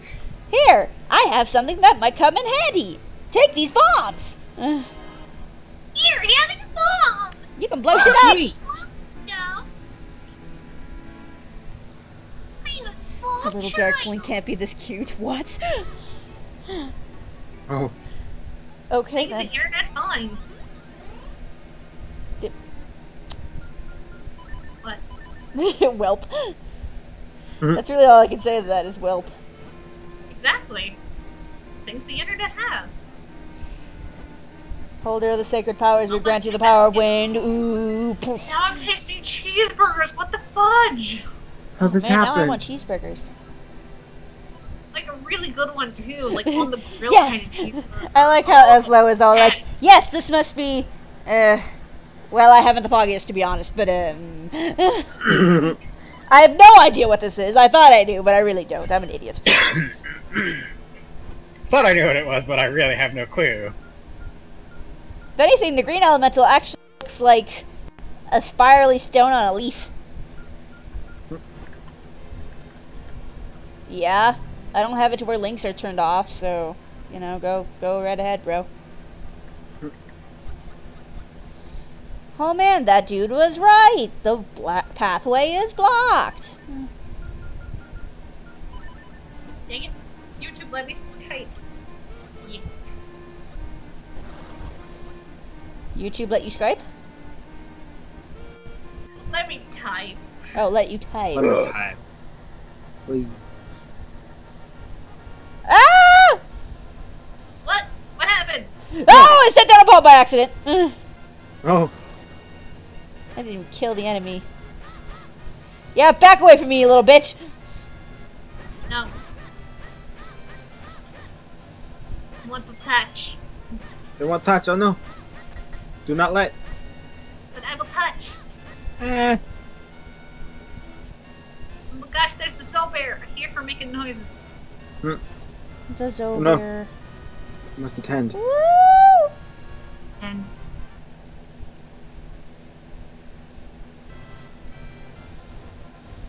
Okay, this time let's not just stand still and watch as the bomb explodes. As I set it in front of me, right in front of my crotch. Oh. That's probably not a healthy place to set up a bomb. Oh, well, sorry, man. Don't know what to tell you. I'm in a cave. I got mysterious shells. What are they used for? Getting fucking goddamn figurines. I'm not even kidding. Hmm. You use them to get Link, figurines. Link Yataku. Yes! Ah, fuck! Tingo's not up there yet, the son of a bitch!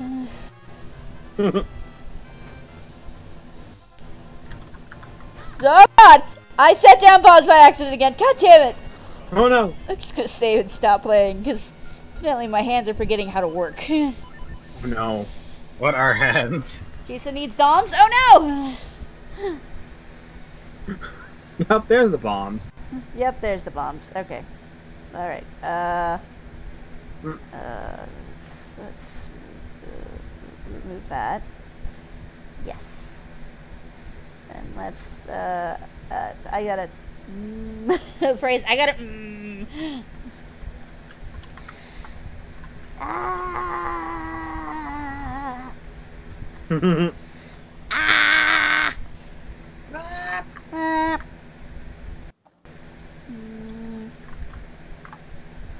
Ooh.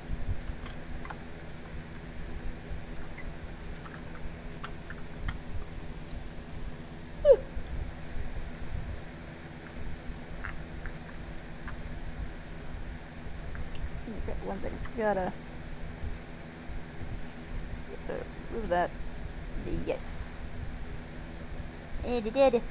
Gonna ready the image. Doop.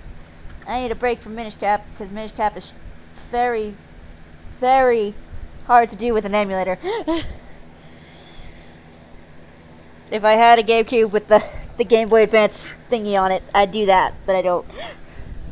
I only have PS2. Oh, you're gonna make me. Yeah. At some point, you're gonna make me end up digging up my old GameCube with the Game Boy Advance adapter, aren't you? I have a GameCube with a Game Boy Advance adapter, huh? It's down in Arizona, but I have it.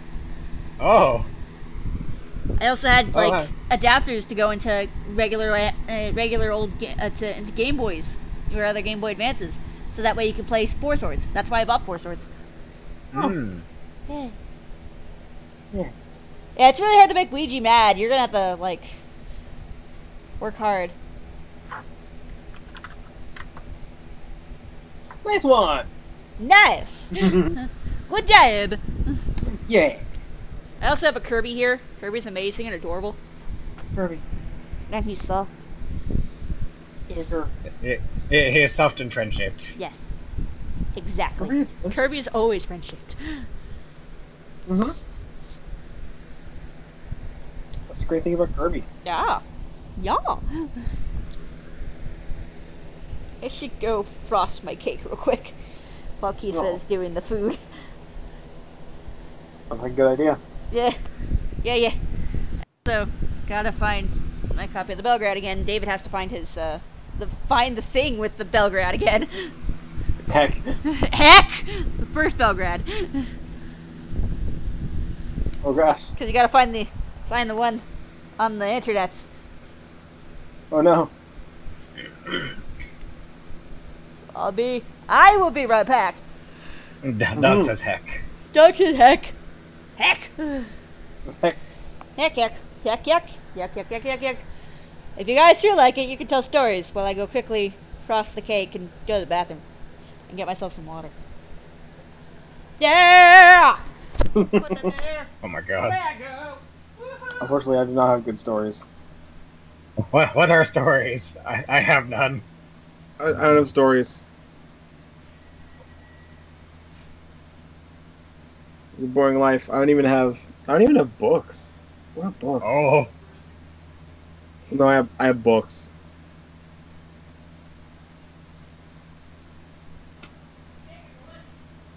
This reminds me why I don't stream.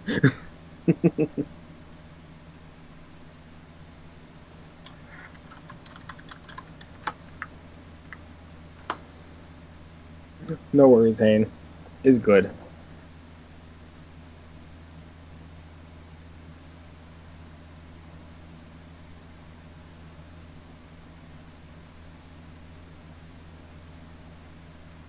Also, I can't find the link. This is bad.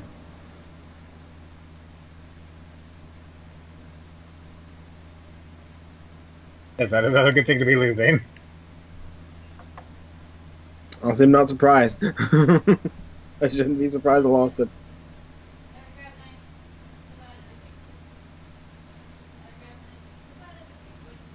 Oh, that's it. But he's going for the first one. Not the first one. Fifth book? Oh dang. Where's the rest then?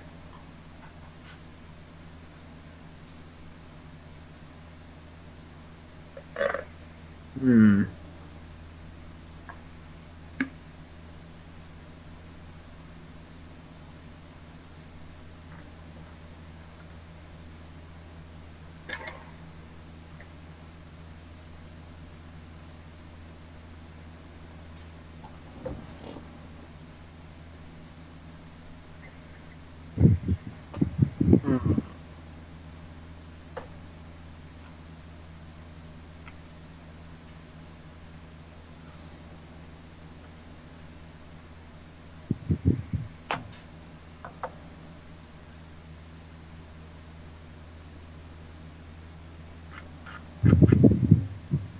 Hmm.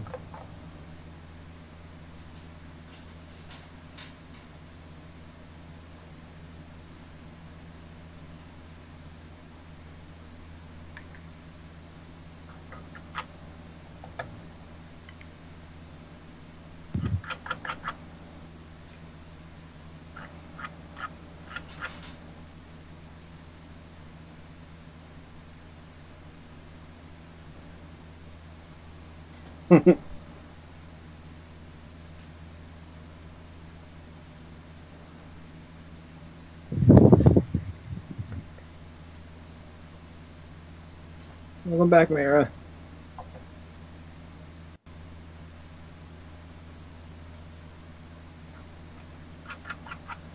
Not on this page.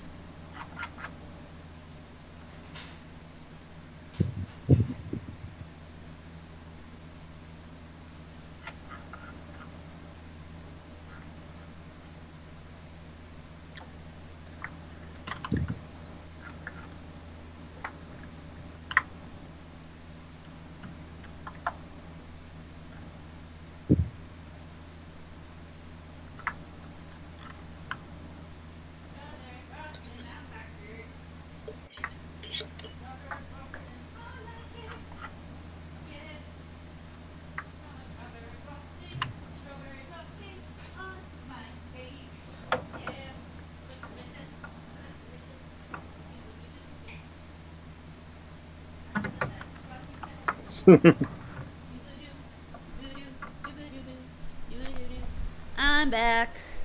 Welcome back. Yep. She has returned. I have returned. Yeah. Hmm. Oh, David, were you talking to yourself? I was talking, and that was all that was happening. Oh.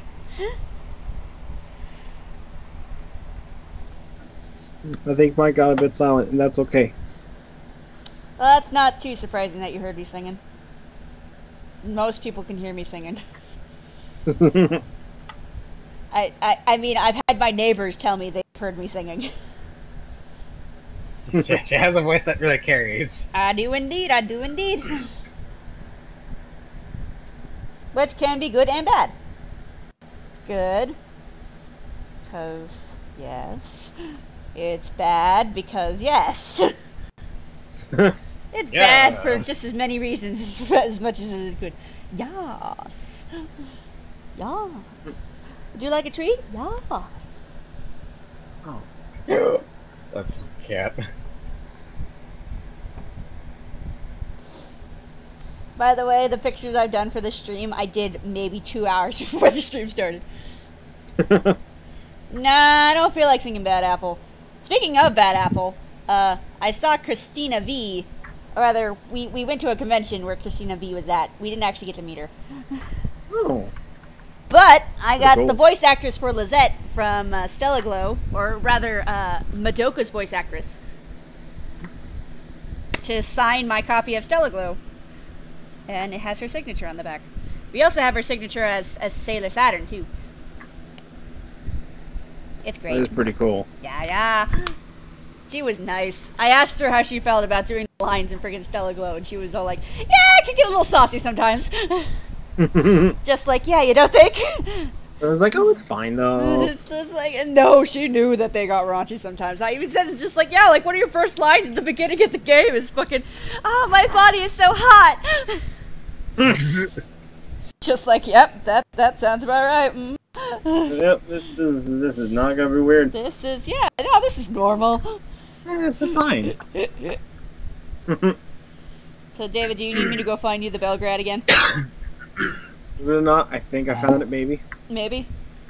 Maybe. No, actually, I did not fangirl at all during that convention, which is probably for the best. Except when we saw, like, art books, and we were like, oh my god, we need this. And when we saw 2B and 9S cosplayers, that made us happy.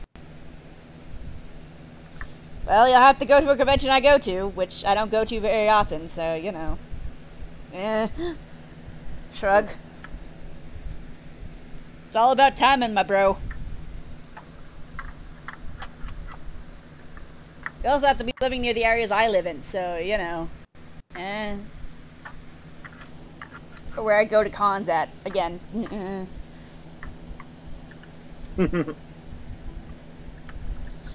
But, I was just, my major disappointment was the fact that there was no Fate Stay cosplayers when I went to the convention.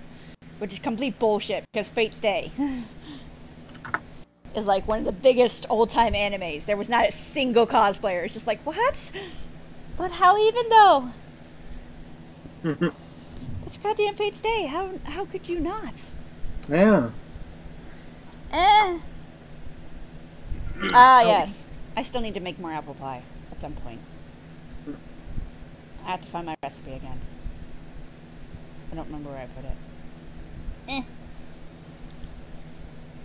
I mean, technically, everyone should go to Canada to come visit me and Mike, anyways.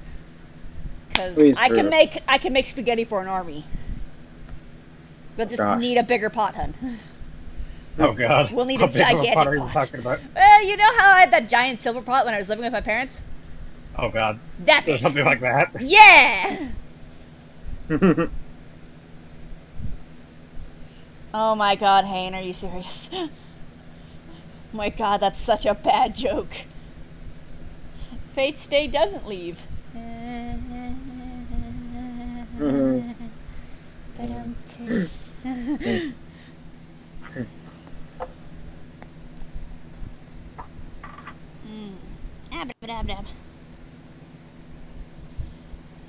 Whoop whoop. Whoop whoop. Boo boo.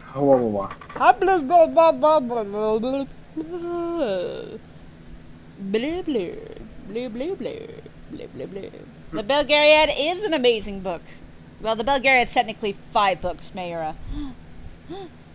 Come on now, get it right. We're also, like, David, Mike and I are near the end of the of the third book. We met Relge. Oh god. Not to the point where he says, "Don't touch me." Not yet. Not yet. That's in the next chapter. He's so mad for no reason other than just to be mad. He's so angry. Rev, don't be like this. Well, take a step back, take a deep breath. And also, Mike voices UL for me, so it's just like, yes, I approve.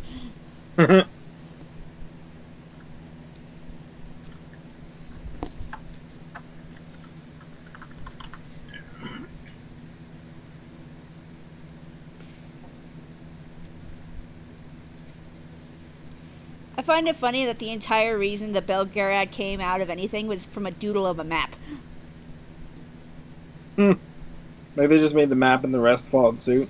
Well, I can read the very beginning of the preface. As previously mentioned in the Riven Codex, the Belgariad grew out of a map, or a doodle to be more precise, I'd been working on for a piece of literary tripe that even bored me, and I found myself sketching out a map of a place that existed only in my fervid imagination as a form of relaxation. Sometimes referred to as goofing off. Geography is interesting, but it needs people to flesh it out, and people need all the assorted ologies to explain why they were doing in that particular things and doing all those particular things to each other. It's just like, yep. Yeah.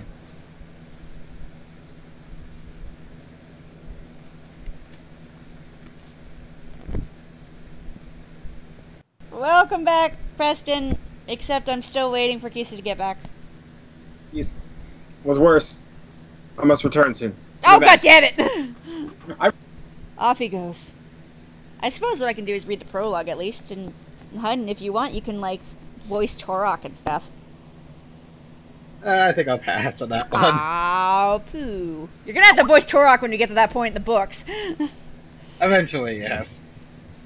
Which is all the way in the 5th book, but you know, that's way down the line, you're all good. Okay.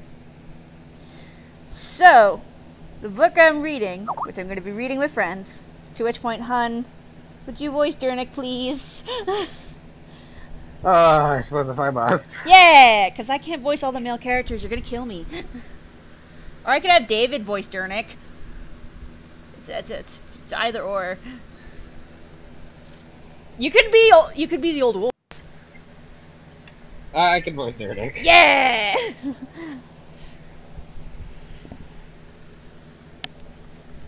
Yes, David, yes. I have to wait for Skype to catch up.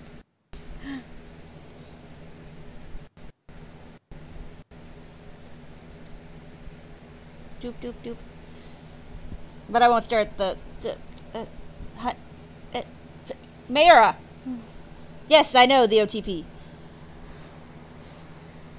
When the world was new, the 7 gods dwelt in harmony, and the races of man were as one people. Belar, youngest of the gods, was beloved by the Alorns. He abode with them and cherished them, and they prospered in his care.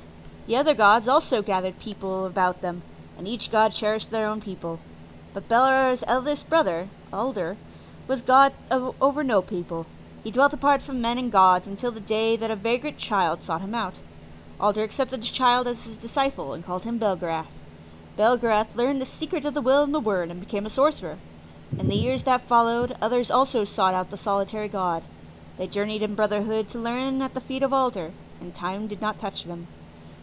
As it happened that Alder took up the stone in the shape of a globe, no larger than the heart of a child, and he turned the stone in his hand until it became a living soul. The power of the living jewel, which men called the Orb of Alder, was very great, and Alder worked wonders with it. Of all the gods, Torok was the most beautiful, and his people were the Anoraks. They burned sacrifices before him, calling him Lord of Lords, and Torok found the smell of sacrifice and the words of adoration sweet. The day came, however, when he heard the Orb of Alder, and from that moment he knew no peace. Finally, in a dissembling guise, he went to Alder. "My brother," he said, "it is not fitting that thou shouldest absent thyself from our company and council. Put aside this jewel which hath seduced thy mind from our fellowship." Alder looked into his brother's soul and rebuked him. "Why dost thou seek lordship and dominion, Torok? Is not Anorak enough for thee? Do not in thy pride seek to possess the orb, lest it slay thee." Great was Torok's shame at the words of Alder, and he raised his hand and smote his brother. Taking the jewel, he fled. The other gods besought Torok to return the orb, but he would not. Then the races of man rose up and came against the hosts of Anorak, and made war on them. The wars of the gods and of men raged across the land until, near the highest places of Korim, Torok raised the orb and forced its will to join with his to split the earth asunder. The mountains were cast down and the sea came in, but Belar and Alder joined their wills and set limits upon the sea. The races of man, however, were separated one from the other, and the gods also. Now when Torok raised the living orb against the earth, it awoke and began to glow with holy flame. The face of Torok was seared by the blue fire. In pain he cast down the mountains. In anguish he cracked open the earth. In agony he led in the sea. His left hand flared and burned to ashes, and the flesh on the left side of his face melted like wax, and his left eye boiled in its socket. With a great cry he cast himself into the sea to quench the burning, but his anguish was without end. When Torok rose from the water, his right side was still fair, but his left was burned and scarred hideously by the fire of the orb. In endless plain he led his people away to the east, where they built a great city on the plains of Meloria, which they had called Koth Mksha, City of Night. For Torok hid his maiming in darkness. The Anoraks raised an iron tower for their god, and placed the orb in an iron cast in the topmost chamber. Often Torok stood before the cast, and then fled weeping, lest his yearning to look upon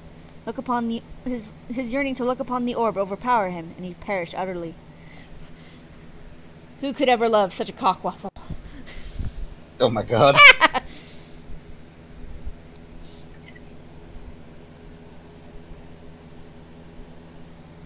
Okay.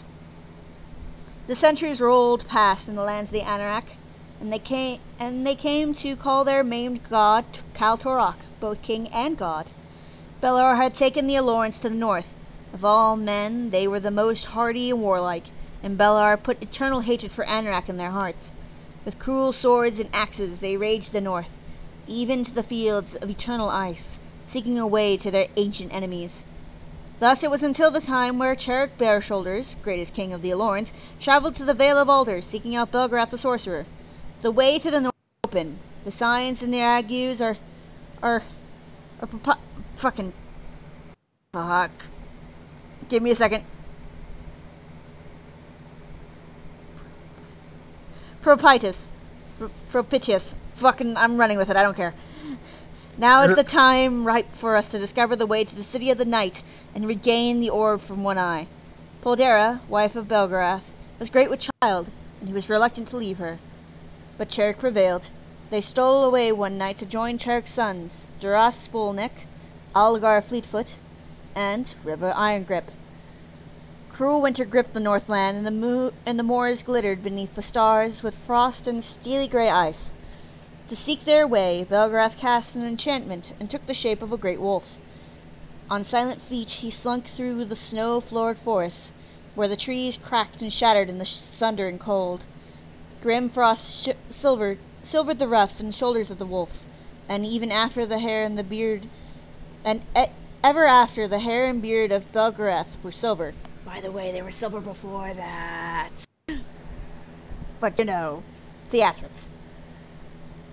Through snow and mist they crossed into Meloria and came at last to Crothmacshaw. Finding a secret way into the city, Belgarath led them to the foot of the Iron Tower. Silently they climbed the rusty stairs, which had known no step for 20 centuries. Fearfully they passed through the chamber where Torok tossed in pain-haunted sleep, his main face hidden by a steel mask.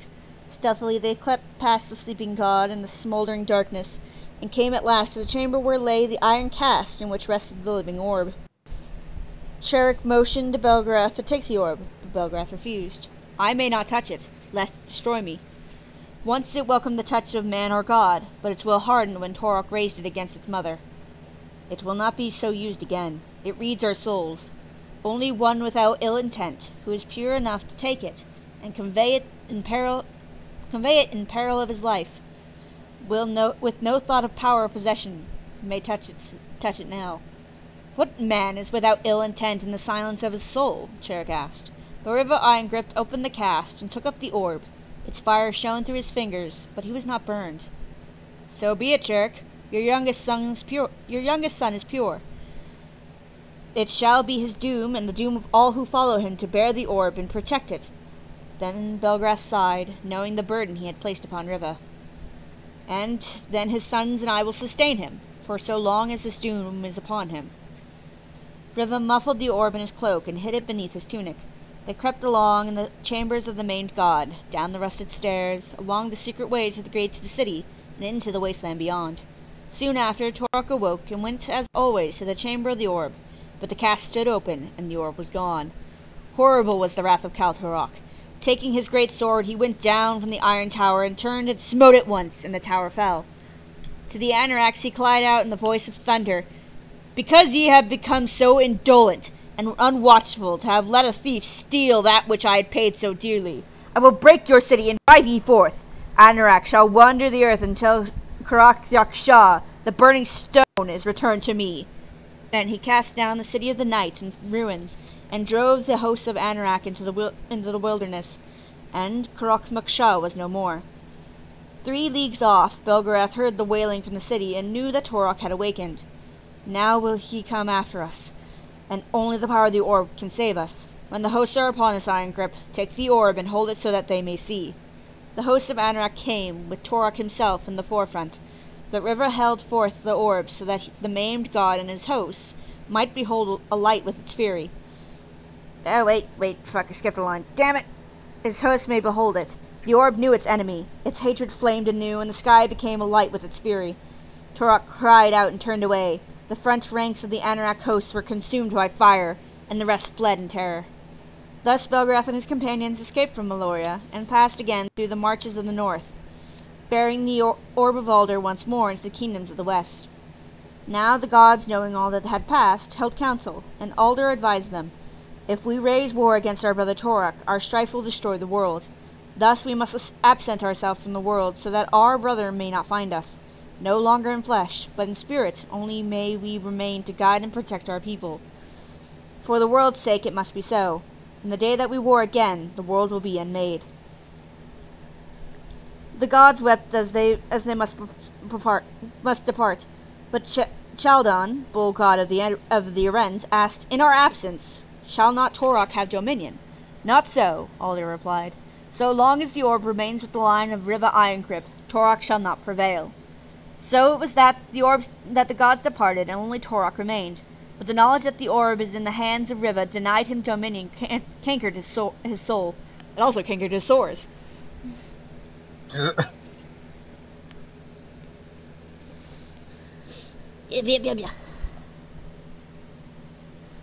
Then Belgrath spoke with Cherrick and his sons. "Here we must depart, to guard the orb and to protect against the coming of Torok.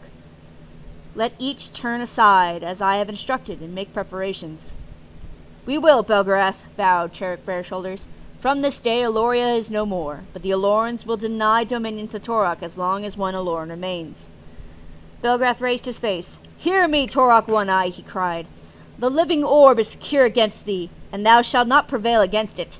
In the day that thou comest against us, we shall raise war against thee. I will maintain watch upon thee by day and by night, and will abide against thy coming, even to the end of days." In the wastelands of Moloria, Kal Torok heard the voice of Belgrath and smote about him in fury, for he knew that the living orb was forever beyond his reach. Then Cherrick embraced his sons and turned away to see them no more. Duras went north and dwelt in the lands drained by the river Mayrune.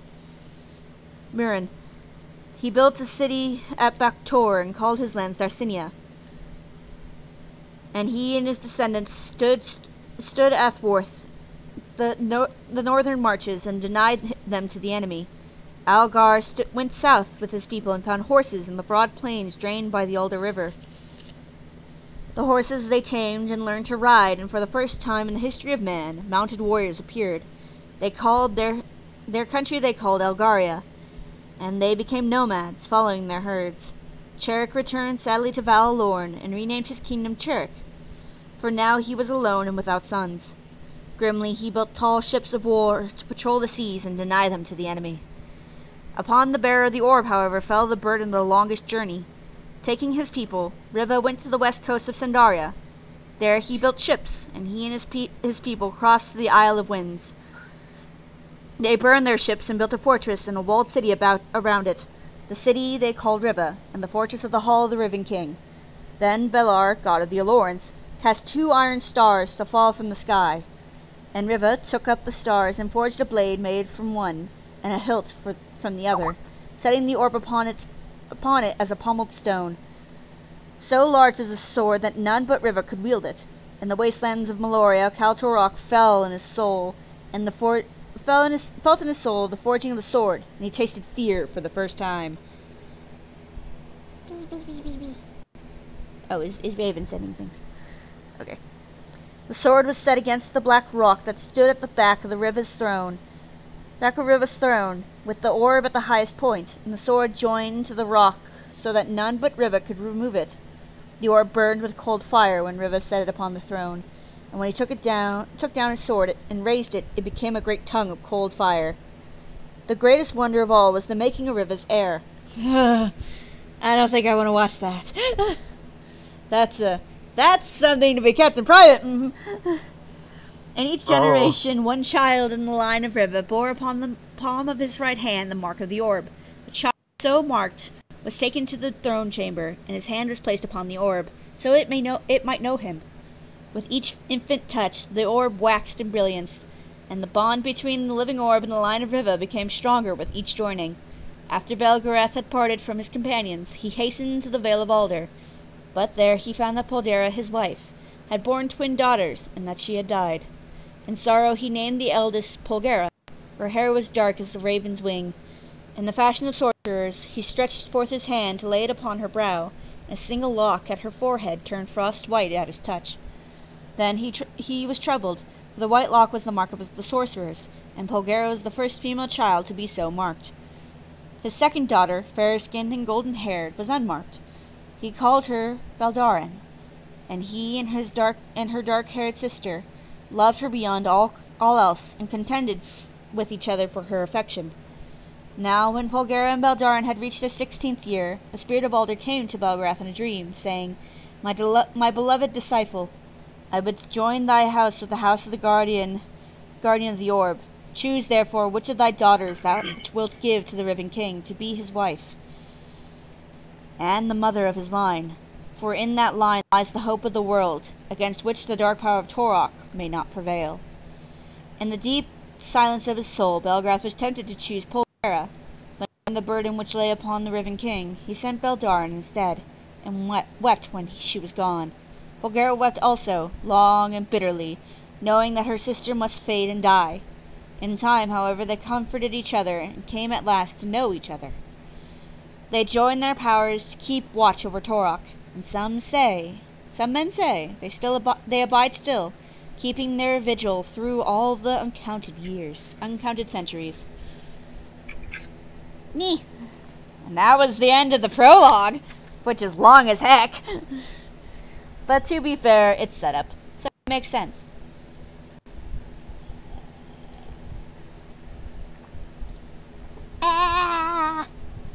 Shut up, Mayura! Don't tell me how to read the book. I have it in front of me. I know you have it in front of you, but shut your fucking face holes. Oh my god. You can, kiss Akira's ass. Because you're not allowed to kiss my ass.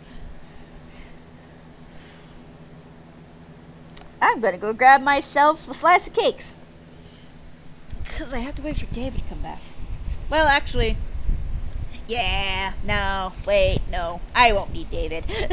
First, I won't need David for this chapter. I just need you, hun. Give me just a second. I'll be fucking... Hey, you just misread the world too! Because you just mistyped! Ha ha! Typo. Don't you mean word? What are words? What are words? A miserable pile of others. But enough talk, have at you. Yeah, I'll be right back. I'm gonna go get myself a slice of cake. Because I want to eat my strawberry cake! Ha ha ha! God damn it. Away I go!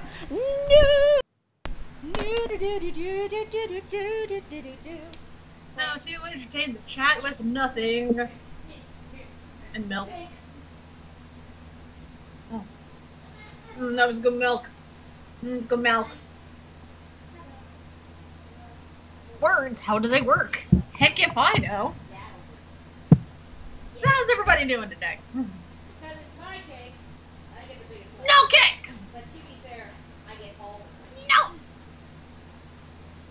Yeah, if I feel like it. Got the internet. Away from things.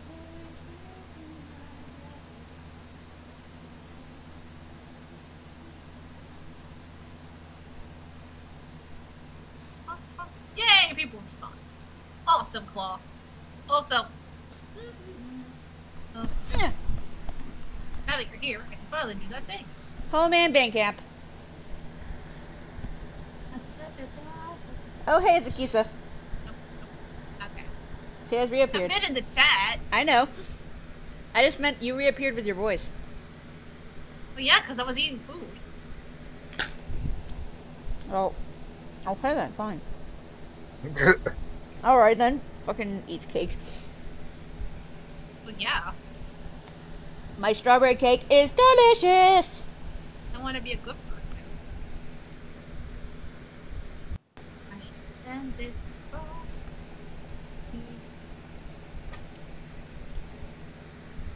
Nom nom nom cake. Nom nom nom cake.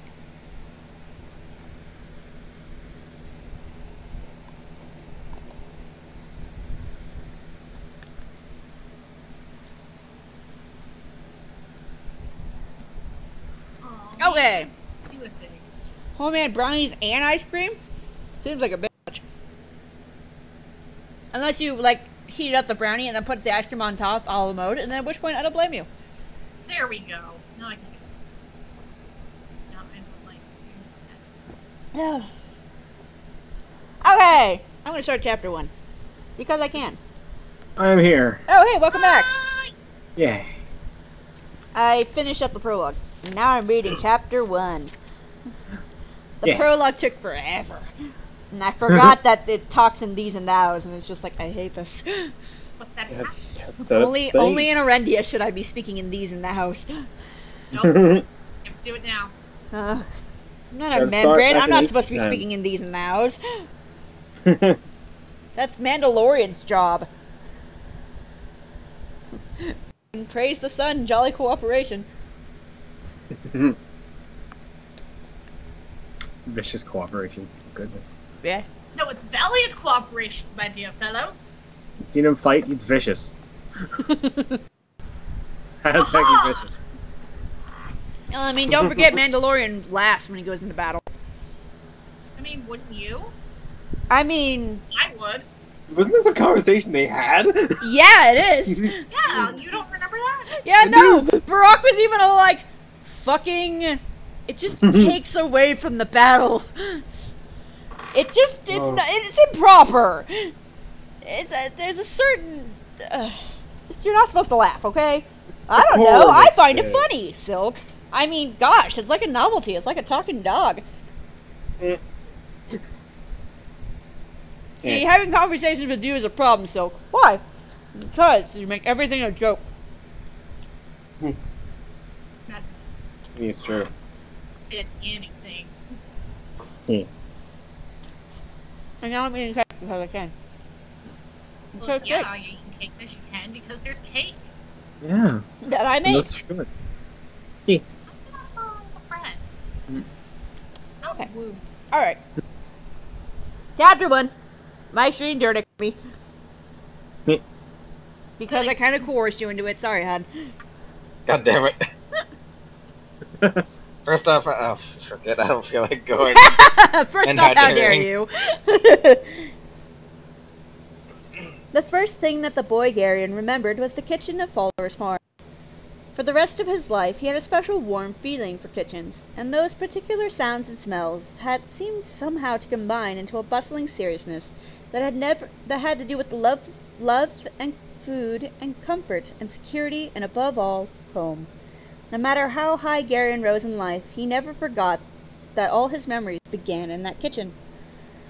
The kitchen at Falder's farm was a large, low-beamed room filled with ovens and kettles and great spits that turned slowly in cavern-like arched fireplaces. There were long, heavy work tables, where bread was kneaded into loaves, and chicken was cut up, and carrots and celery were diced with quick, crisp rocking movements of long, curved knives. When Garion was very small, he played under those tables, and soon learned to keep his fingers and toes out from under the feet of the kitchen helpers who worked around them.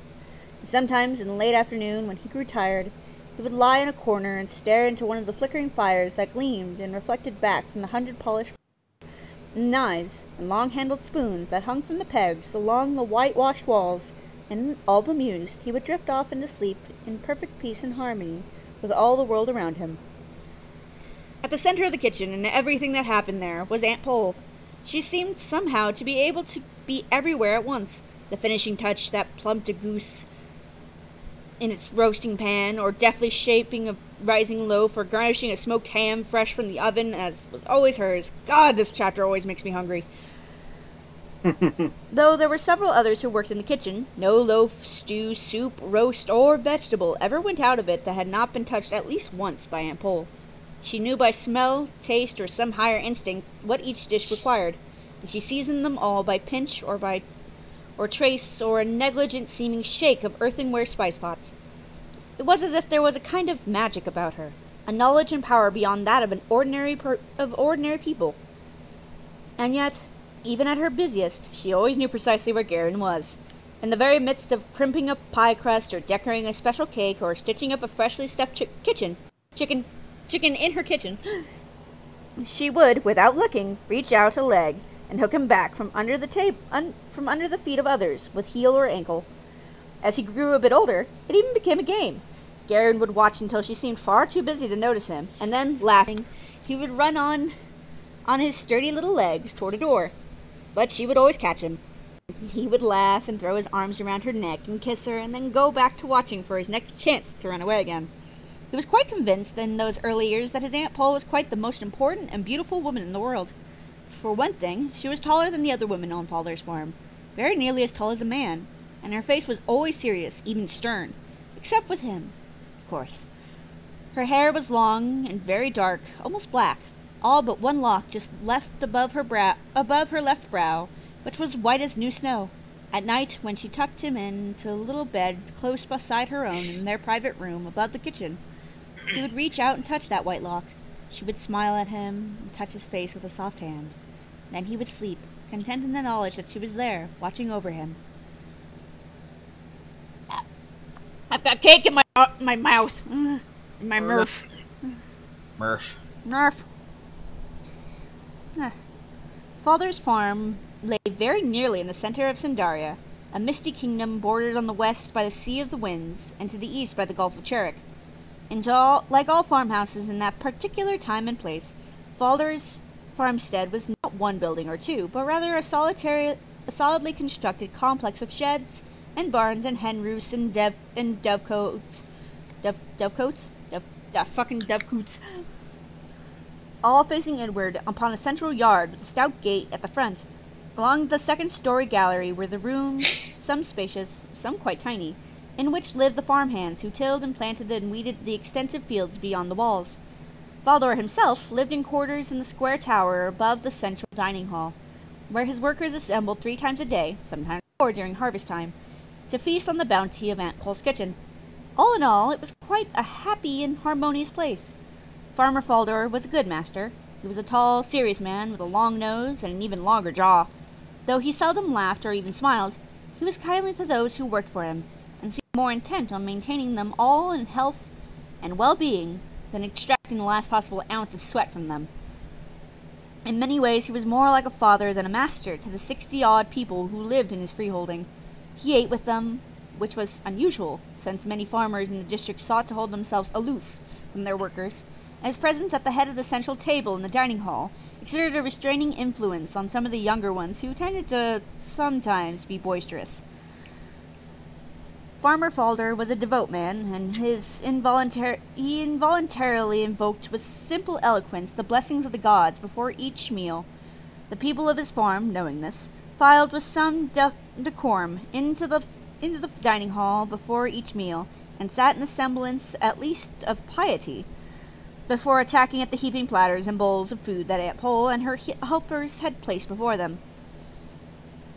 Because of Falder's good heart and the magic of Aunt Pole's deft fingers, the farm was throughout the district as the finest place to live and work for 20 leagues in any direction.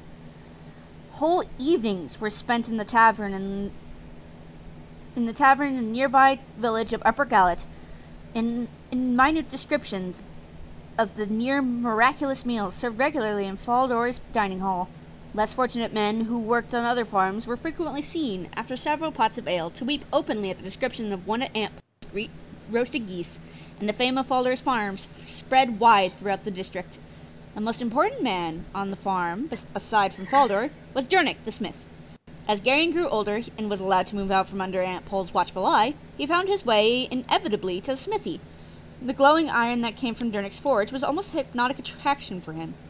Dernick was an ordinary-looking man with plain brown hair and a plain face, ready from the heat of the forge. He was neither tall nor short, nor was he thin or stout. He was somber and quiet, and like most men who followed his trade, he was enormously strong. He wore a rough leather jerkin and an apron of the same material. Both were spotted from burns from the sparks which flew from his forge. He also wore a tight-fitting hose and soft leather boots, as was the custom in that part of Sandaria. At first, Dernick's only words to Garion were warnings to keep his fingers away from the forge and the glowing metal which came from it.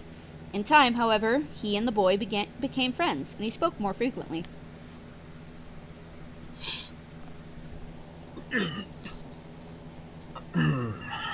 Always finish what you set your hand to, he would advise. It's bad for the iron if you set it aside and then take it back to the fire more than is needful. Why is that? Garion would ask. Dernick would shrug. It just is. Oh wait, that's also your line. Damn it! Always do the very best job you can, he said on another occasion as he put a last few finishing touches on a file on the metal parts of a wagon tongue he was repairing. But that piece goes underneath, Garion said. No one will ever see it. But I know it's there. Dernick said, still smoothing the metal. If it doesn't done as well as I can do it, I'll be ashamed every time I see this wagon go by. And I'll see this wagon every day. And so it went. Without even intending to, Dernick instructed the small boy in those solid Sundarian values of work, thrift, sobriety, good manners, and practicality which formed the backbone of the society. At first, Aunt Po worried about Garion's attraction to the smithy, with its obvious dangers, but after watching from her kitchen door for a while, she realized that Dernick was almost as watchful of Garion's safety as she was herself. She became less concerned. If the boy becomes pestersome, good man Dernick, send him away, she told the smith on one occasion when she brought a large copper kettle to the smithy to be patched. Or tell me, and I'll keep him close to the kitchen.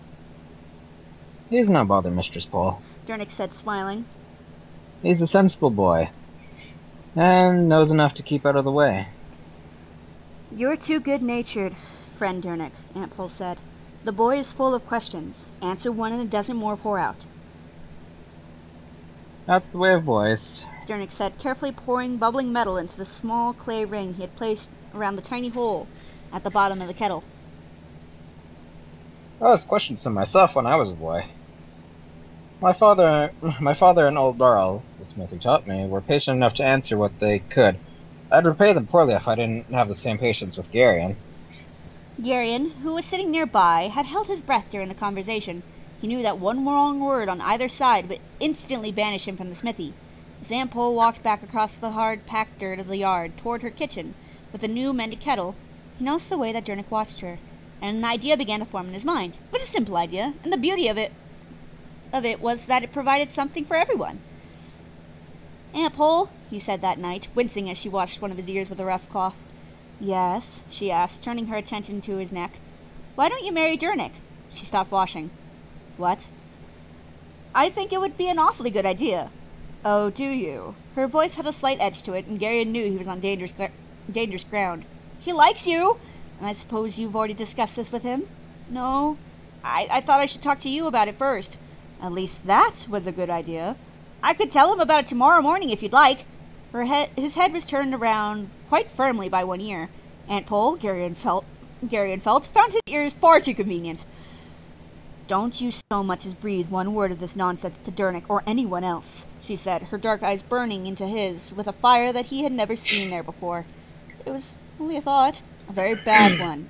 From now on, leave thinking to grown-ups. She was still holding his ear. Anything you say.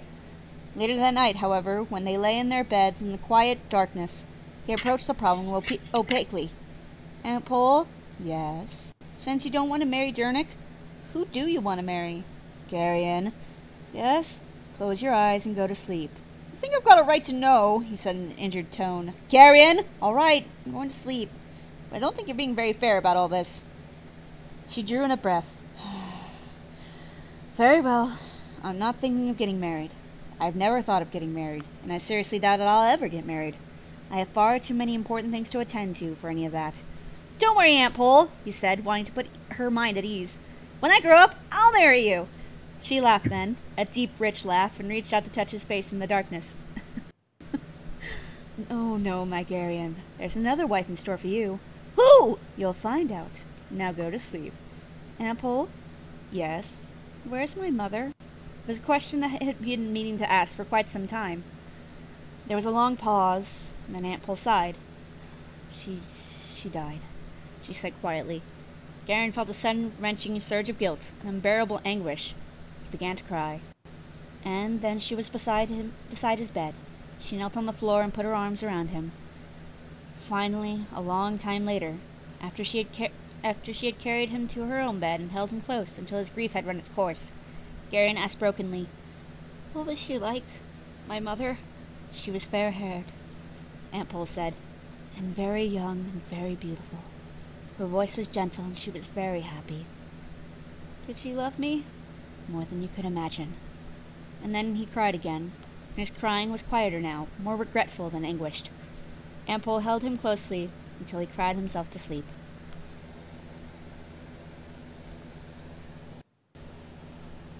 There were other children at Falder's farm, as was only natural in a community of 60 or so. The older ones on the farm all worked, but there were 3 other children of about Garion's age on the freeholding. These 3 became his playmates and his friends. The oldest boy was named Runderig. He was a year or 2 older than Garion, and quite a bit taller. Ordinarily, since he was the eldest of the children, Runderig would have been their leader, but because he was an errand, his sense was a bit limited, and he cheerfully deferred to the younger ones. The kingdom of Sandaria, unlike other kingdoms, was inhabited by a wide variety of racial stocks. Cheriks, Algars, Darcinians, Arens, and even a substantial number of Tolnedrins had merged to form the elemental Sandar. Arens, of course, were very brave, but they were also notoriously thick-witted. Garion's second playmate was Darun, a small, quick boy whose background was so mixed that he could only be called a Sandar. The most notable thing about Darun was the fact that he was always running. He never walked if he could run. Like his feet, his mind seemed to tumble over itself, and his tongue as well. He talked continually and very fast, and he was always excited.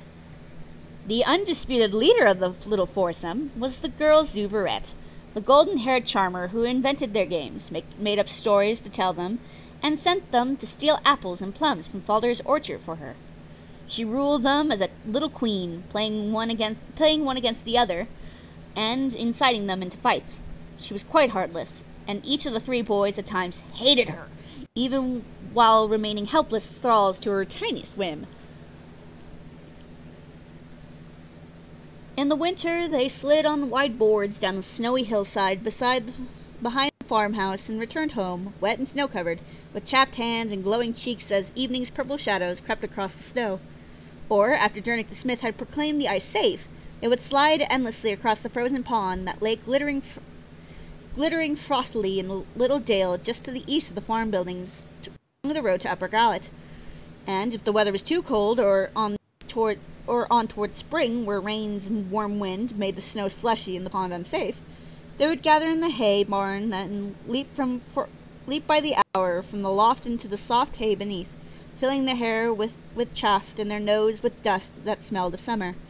In the spring they caught pollywogs along the marshy edges of the pond, and climbed trees to stare at the wonders of the tiny blue eggs the birds had laid in twiggy nests in the high branches. It was Darun, naturally, who fell from a tree and broke his arm one fine spring morning when Zuberette urged him to the highest branches of a tree near the edge of the pond. Since Runderig stood helplessly gaping at his injured friend, and Zuberette had run away almost before he hit the ground, it fell to Garion to make certain necessary decisions. Gravely, he considered the situation for a few moments, his young face seriously intent behind the shock of sandy hair. The arm was obviously broken, and Darun, pale and frightened, bit his lip to keep from crying. A movement caught Garion's eye, and he glanced up quickly. A man in a dark cloak sat astride a large black horse, not far away, watching intently. When their eyes met, Garion felt a momentary chill, and he knew that he had seen the man before, that indeed that dark figure had hovered on the edge of his vision as long as he could remember, never speaking, but always watching. There was in that silent scrutiny a kind of cold animosity, curiously mingled with something that was almost, but not quite, fear. Then Darun whimpered, and Garion turned back. Carefully he bound the injured arm across the front of Darun's body with his rope belt, and then he and Runderig helped the injured boy to his feet. At least he could have helped us, Garion said resentfully. Who? Runderig said, looking around. Garion turned to point at the dark-cloaked man, but the rider was gone. I don't see anyone, Runderig said. It hurts, Darun said. Don't worry, Garion said. Ampol can fix it. And so she did. When the 3 appeared at the door of her kitchen, she took in the situation with a single glance. Bring him over here, she told him, her voice not even excited. She set the pale and violently trembling boy on a stool nearby one of the ovens, and mixed a tea of several herbs taken from the earthenware jars on the high shelf in the back of one of her pantries. Drink this, she instructed Darun, handing him a steaming mug. Will it make my arm well? Darun asked, suspiciously eyeing the evil-smelling brew. Just drink it, she ordered, laying down some splits and linen strips. Ugh! It tastes awful, Darun said, making a face. It's supposed to. Drink it all. I don't think I want any more. Very well, she said, pushing back the splints. She pushed back the splints and took out a long, very sharp knife from a hook on the wall. What are you going to do with that? Since you don't want to take the medicine, she said blandly, I guess it'll have to come off. Off? Darun squeaked, his eyes bulging. Probably about right here, she said thoughtfully, touching his arm on the elbow with the point of the knife. Tears coming to his eyes, Darun gulped down the rest of the liquid, and a few minutes later he was nodding, almost drowsing on his stool. He screamed once, though, when Aunt Pole had set the broken bone. But after the arm had been wrapped and splinted, he drowsed again. Aunt Pole spoke briefly with the boy's frightened mother, and then had Derna carry him up to bed. You wouldn't really have cut off his arm. Aunt Pole looked at him, her expression unchanging. Oh, she said, and he was no longer sure. I think I'd like to have a word with Mistress Soubrette now. She ran away when Darun fell from the tree. Find her. She's hiding, Garion protested. She always hides when something goes wrong. I wouldn't know where to look for her. Garion, I didn't ask if you knew where to look. I told you to find her and bring her to me. What if she won't come? Garion! There was a note of awful finality in Aunt Pole's tone, and Garion fled. I didn't have anything to do with it, Soubrette lied as soon as Garion led her to Aunt Pole and led her to Aunt Pole in the kitchen. You, Aunt Pole said, pointing to a stool. Sit! Soubrette sank onto the stool, her mouth open and her eyes wide. You, Aunt Pole said to Garion, pointing at the kitchen door. Out! Garion left hurriedly.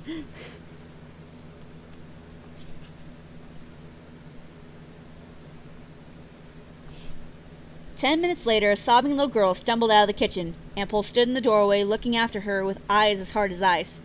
Did you thrash her? Garion asked hopefully. Aunt Pole withered him with a glance. Of course not. You don't thrash girls. I would have, Garion said disappointedly. What did you do to her? Don't you have anything to do? No, not really. That, of course, was a mistake.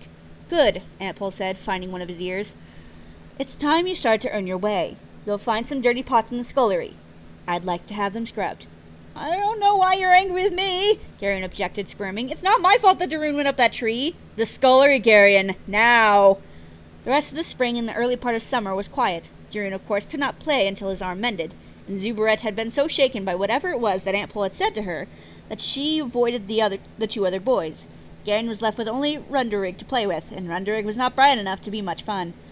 Because there was really nothing else to do, the boys often went into the fields to watch the hands work and listen to their talk.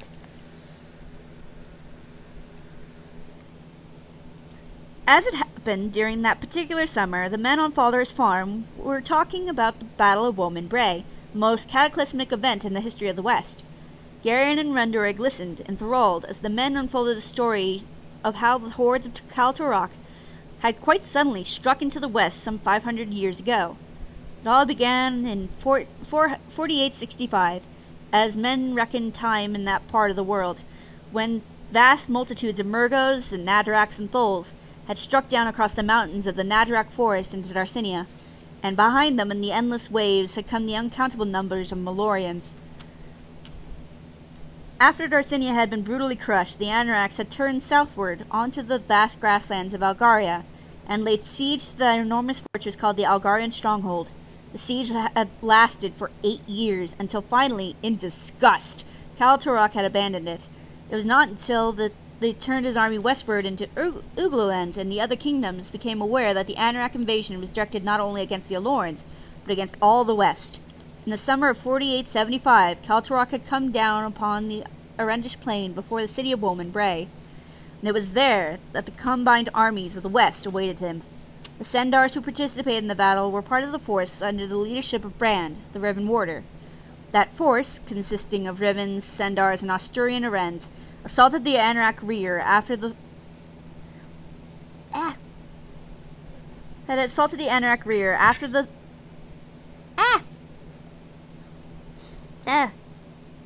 Is your page flying about? Nah, kind of. My right page is kind of flying about like crazy. Hello. Hello. So I don't got anyone for you to read for. No worries. Yeah. Honestly, the beginning of the story was like a blank. Right? You forget what it is after you've been reading it for so long, or after it's been so long. It's so cleverly done, though. Right? That's really good. It's good! I can appreciate that. 'Cause Yeah. I'm like, really? He said that? Yeah.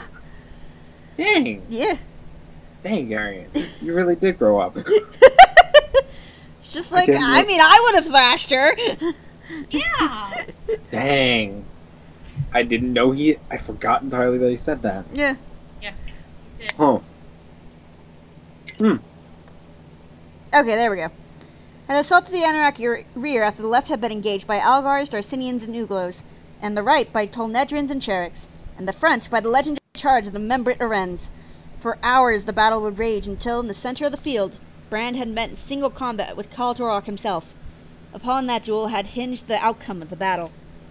Although 20 generations had passed since the Titanic encounter, it was still as fresh in the memory of the Sendar farmers who worked on Faldar's farm as if it had happened only yesterday. Each blow was described, and each feint and parry. At the final moment, which seemed that he must be inevitably be overthrown, Brand had removed the covering from his shield, and Khal Torok, taken aback by some momentary confusion, had lowered his guard and been instantly struck down. For Runderig, the description of the battle was enough to set our Zerendish blood seething. Garen, however, found that certain questions had been left unanswered by the story. Why was Brand's shield covered? He asked Carlto, one of the older hands. Carlto shrugged. It just was. Everyone I've talked with just agrees on that. Was it a magic shield? It may have been. I've never heard anyone say so. All I know is that when Brand covered his shield, Khal Torok dropped his own shield, and Brand stabbed his sword into Khal Torok's head, through the eye, or so I'm told. Garen shook his head stubbornly. I don't understand. How could something like that have made Khal Torok afraid? I can't say. Never heard anyone explain it. Despite his dissatisfaction with the story, Garen quite quickly agreed to Runderig's rather simple plan to reenact the duel. After a day or so of procuring and banging at each other with sticks to simulate swords, Garion decided that they need some men to make the game more enjoyable. 2 kettles and 2 large pot lids mysteriously disappeared from Aunt Pole's kitchen, and Garion and Runderig, now with helmets and shields, repaired to a quiet place to do war upon each other. It was all going quite splendidly, until Runderig, who was older, taller, and stronger, struck Garion a resounding whack on the head with his wooden sword. The rim of the kettle cut into Garion's eyebrow, and the blood began to flow. There was a sudden ringing in Garion's ear, and a kind of boiling exhilaration surged up in his veins as he rose to his feet from the ground. He never knew afterward quite what happened. He had only sketchy memories of shouting defiance at Khal Torok in words which sprang from his lips, and which even he did not understand. Runderig's familiar and somewhat foolish face was no longer the face before him, but rather was replaced by something hideously maimed and ugly. In a fury, Garion struck at that face again and again, with fire seething in his brain. And then it was over. Poor Runderig lay on his feet, beaten senseless by the enraged attack. Garion was horrified at what he had done, but at the same time there was a fiery taste of victory in his mouth. Later in the kitchen, when all injuries on the farm were routinely taken, Aunt Pole tended their wounds with only minimal comments about them. Runderig seemed not to be seriously hurt, though his face had begun to swell and turn purple in several places, and he had difficulty focusing his eyes at first. A few cold cloths on his head and one of Aunt Pole's potions quickly restored him. The cut on Garion's brow, however, required a bit more attention. She had Dernick hold the boy down, and then she took a needle and thread and sewed up the cut as calmly as she would have repaired a rip in a sleeve, all the while ignoring the howls from her patient. All in all, she seemed much more concerned about the dented kettles and battered pot lids than about the war wounds of the 2 boys. When it was all over, Garion had a headache and was taken up to bed. At least I beat Khal Torok, he told Aunt Pole somewhat drowsily. She looked at him sharply. Where did you hear about Torok? She demanded. It's Khal Torok, Aunt Pole. Answer me. The farmers were telling stories, old Carlto and the others, about Brand and Woman Bray and Khal Torok and all the rest. That's what Runderig and I were playing. I was Brand and he was Khal Torok. I didn't get to uncover my shield, though. Runderig hit me on the head before we got that far. I want you to listen to me, Garion, and I want you to listen carefully. You are never to speak of the name of Torok again. It's Khal Torok, Aunt Pole, not just Torok. And then she hit him, which she had never done before. A slap across his mouth surprised him more than it hurt, for she did not hit him very hard. You will never speak the name of Torok again, ever! This is important, Garion. Your safety depends on it. I want your promise. You don't have to get so angry about it. Promise. All right. Promise. only a game. A very foolish one. You might have killed Runderig. What about me? You were never in any danger. Now go to sleep. And as he dozed fitfully, his head light with his injury and the strange bitter drink his aunt had given him, he seemed to hear her deep, rich voice saying, Garion, my Garion, you're too young yet. And later, rising from deep sleep as fishes rise to the silvery surface of the water, he seemed to hear her call, Father, I need you. And he plunged again into the troubled sleep, haunted by a dark figure of a man on a black horse, which watched his every movement with a cold animosity, and something that hovered very near the edge of fear.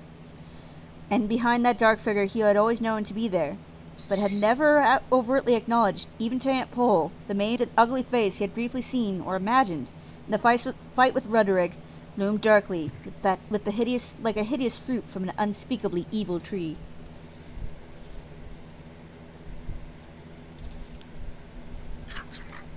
Me.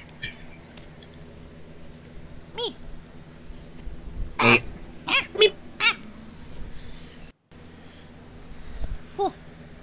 I'm gonna cake.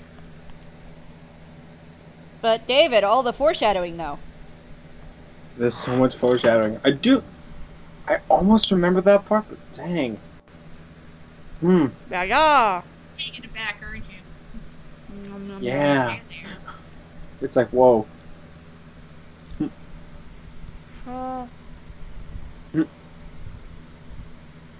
Whoa. Hey, people telling people to shut the hell up in the chat. Stop that.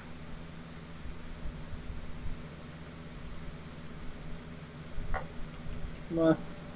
No being rude. I don't appreciate rudeness. Ow. No. Thank you, Caesar, for your input. Best input. And Billy. Little meow, meow, meow. Outfits. Yeah. Alright, Kyo, you're kind of being rude by telling people to, shut up. Okay, everyone stop. Stop the yelling. Stop at this instant. I will not appreciate yelling in my chat. That is uncharacteristically bad. It's not nice, it's rude. Everyone admit that they're being rude before I have to start kicking people out, because I will.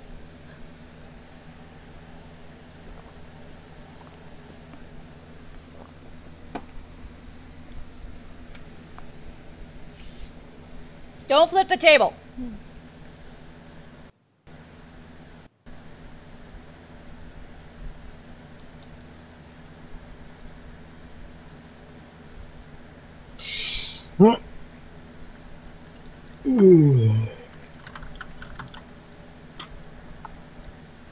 Just the tail back up. There we go. Yeah. Fixed it. There we go.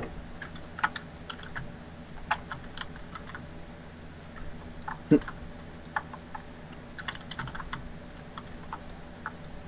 plates.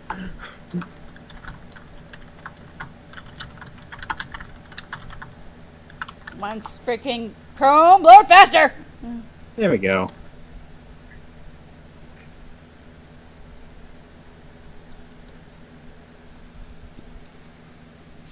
Nah. Yay, slice of cake! Is it strawberry cake? Better be strawberry cake.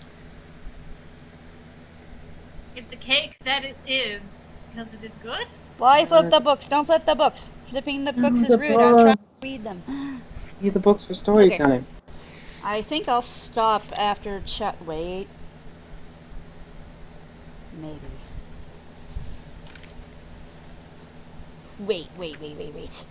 We have to go to chapter 3 at least. Because that's when you know who appears the first time. Okay. Oh, good. And to which point, David, you'll get to voice him. Oh, cool.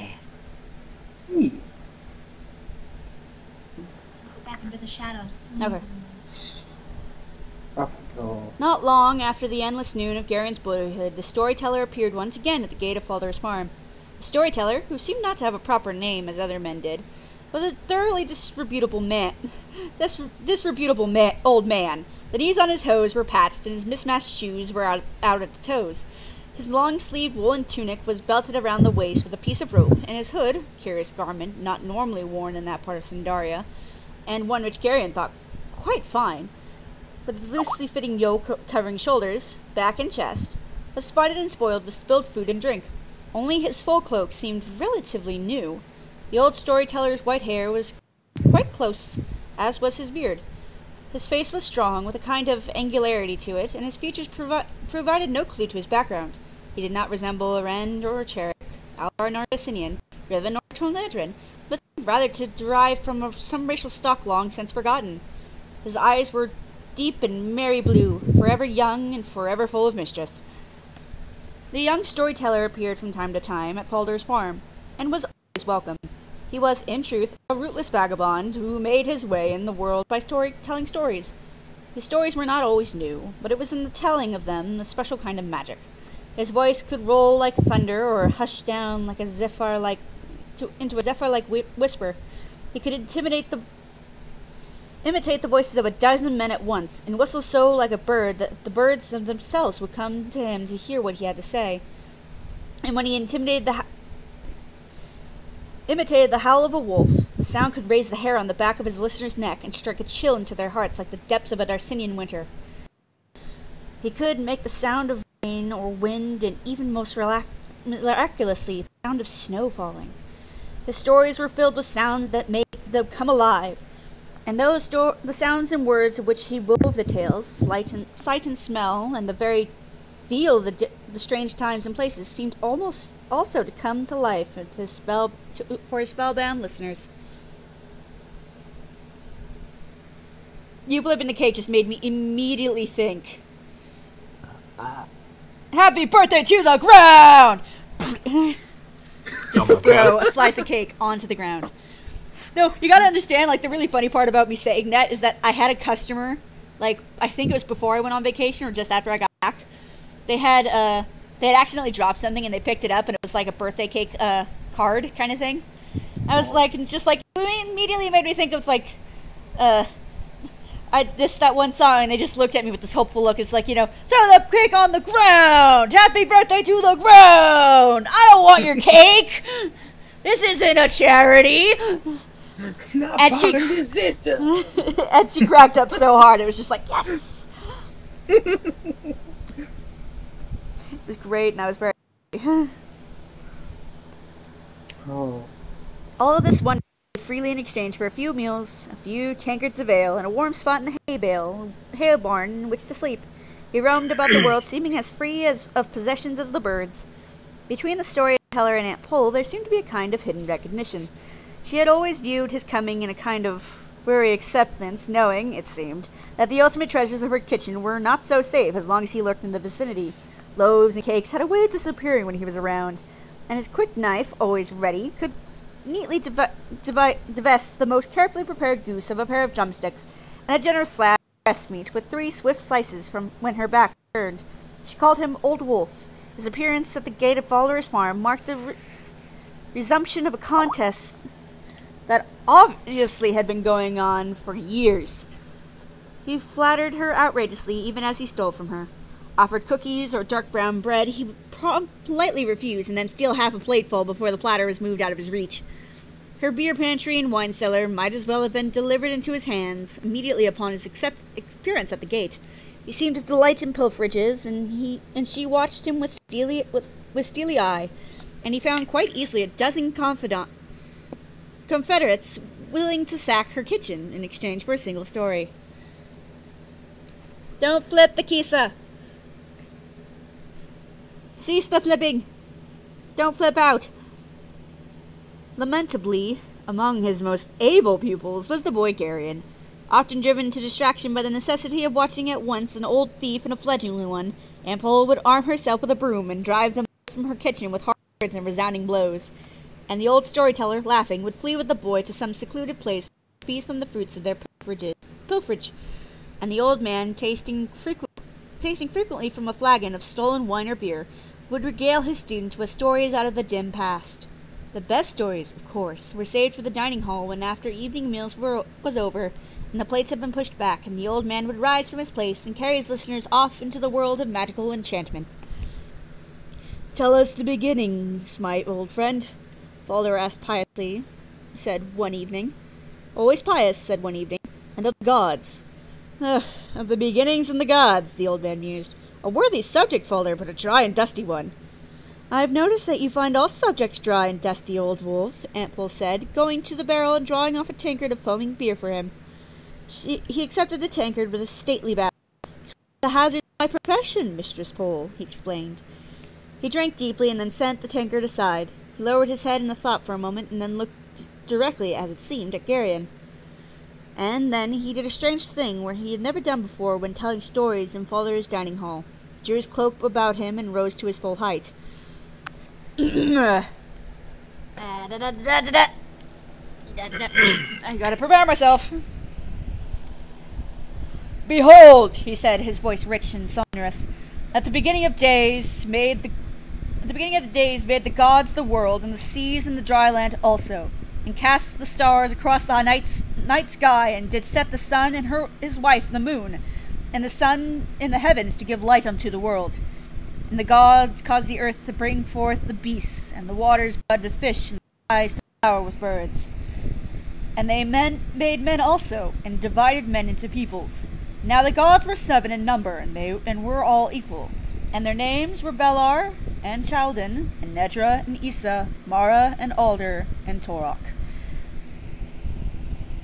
Geryon knew the story, of course. Everyone in that part of Sendaria was familiar with it, since the story was of Aloran origin, and the lands of the 3 sides of Sendaria were Aloran kingdoms. Though the tale was familiar, somehow he had never heard it told in such a way. His mind soared in his imagination. The gods themselves strode the world in those dim, misty days when the world was first made, and it chilled over him as each mentioned the forbidden name of Torok. He listened intently as the storyteller described how each god selected a people, for Belar the Alorans, for Issa the Nassinians, for Chaldan the Arens, for Nedra the Tolnedrans, for Mara the Moraks, which are no more, and for Torok the Anaraks. And he heard how the god Alder dwelt apart and considered the stars in his solitude, and how some very few men he accepted as pupils and disciples. Geryon glanced at the others who were listening. Their faces were ramped with attention. Dernick's eyes were wide, and old Kaltor's hands were clasped on the table in front of him. Balder's face was pale, and tears stood in his eyes. Aunt Pole stood at the rear of the room. Though it was not cold, she too had drawn her mantle about her, and stood very straight, her eyes intent. "And it came to pass," the storyteller continued, "that the god Alder caused to be made a jewel in the shape of a globe. And behold, in the jewel was captured the light of certain stars that did glitter in the northern sky. And great was the enchantment upon this jewel, which men called the Orb of Alder. For with the orb could Alder see that which had been, that which was, and that which was yet to be." Geryon realized he was holding his breath, for he was now completely caught up in the story. He listened in wonder as Torok stole the orb, and the other gods made war on him. Torok used the orb to sunder the earth, and let in the sea to drown the land, until the orb struck back against misuse, melting the left side of his face and destroying his left hand and eye. The old man paused and drained his tankard. Aunt Pole, with her mantle still close about her, brought him another, her movements somehow stately and her eyes burning.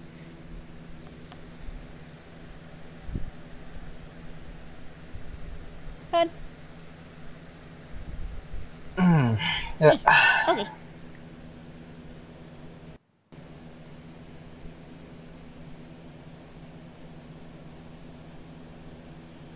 I've never heard the story told so. Dernick said softly.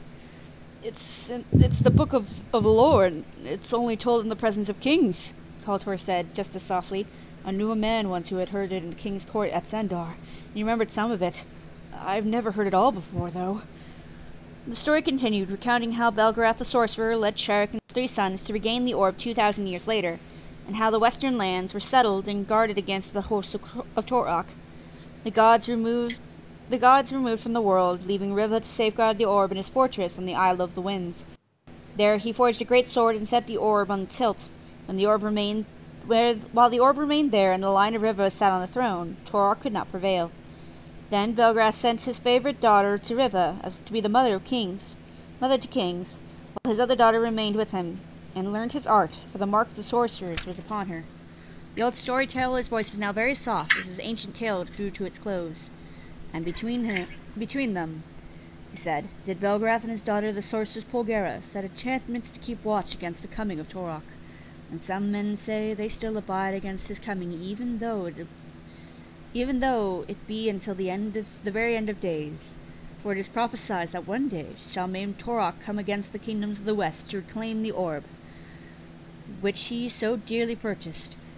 And the battle shall be joined between Torok and the fruit of the line of Riva, and in that battle shall be decided the fate of the world. And then the old man fell silent, and let his mantle drop from his shoulders, signifying that his story was at an end. There was a long silence in the hall, broken only by a few faint sputters from the dying fire and the endless songs of frogs and crickets in the summer night outside. Finally Faldor cleared his throat and rose, his bench scraping loudly on the wooden floor. "You have done us much honor tonight, my old friend," he said, his voice thick with emotion. "This is an event we will remember all our lives. You have told us a kingly story, not usually wasted on ordinary people." The old man grinned then, his blue eyes twinkling. "I haven't consorted with many kings of late, Faldor." He laughed. "They all seem to be too busy to listen to the old tales. And a story must be told from time to time, if it's not to be lost. Besides, who knows these days where a king might be hiding?" They all laughed at that and began to push back their benches, for it was growing late and the time for those who must be up with the first light of the sun to seek their beds. "Will you carry a lantern for me to the place where I sleep, boy?" the storyteller asked Garion. "Gladly," Garion said, jumping up and running to the kitchen. He fetched down a square glass lantern, lighted the candle inside of it from one of the banked kitchen fires, and went back to the dining hall. Paul was speaking with the storyteller. As he turned away, Garion saw a weird look pass between the old man and Aunt Pole, who stood still at the back of the hall. "Are we ready then, boy?" the old man asked as Garion came up to him. "Whenever you are," Garion replied, and the two of them turned and left the hall. "Why's the story unfinished?" Garion asked, bursting with curiosity. "Why did you stop before we found out what happened with Torok met the Riven King?" "That's another story." "Will you tell me it sometime?" The old man laughed. "Torok and the Riven King haven't met yet," he said. "So I can't very well tell it, can I? At least not until after their meeting." "It's only a story," Garion objected, "isn't it?" "Is it?" The old man removed a flagon of wine from under his tunic and took a long drink.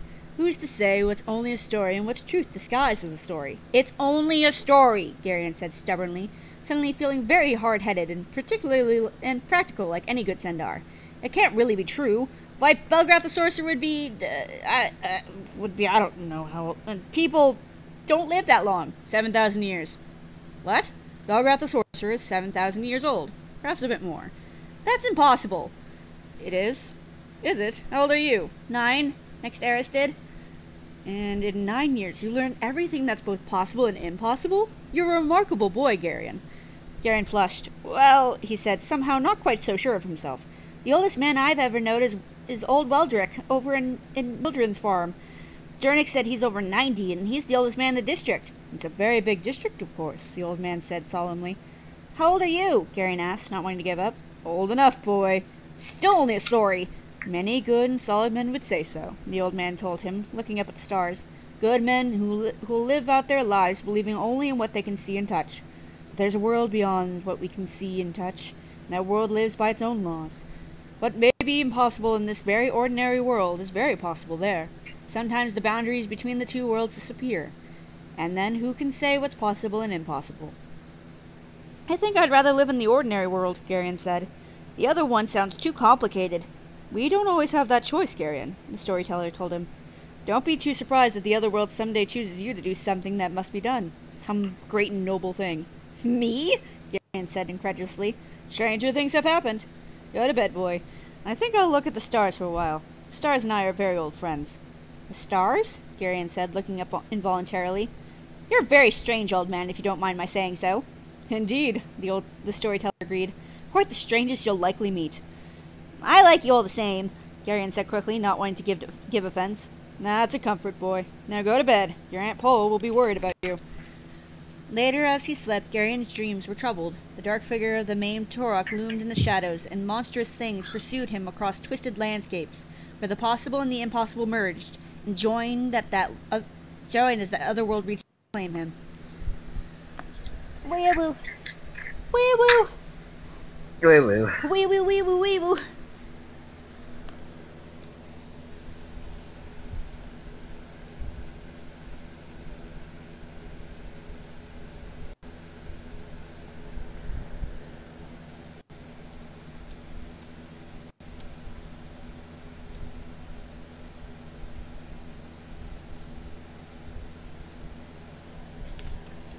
Back. My book! My book! Oh no, not the book. Wee-woo, What did you do to wee-woo, the book? wee-woo. It's trying to run away. Okay. Alright. Chapter 3. This is the last chapter I'm reading today. At least in the stream. No. Oh my god. Oh my god. Why no my god? Dude, buddy.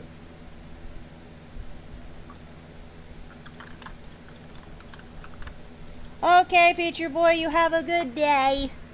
Yay. Thank you for the birthday wish.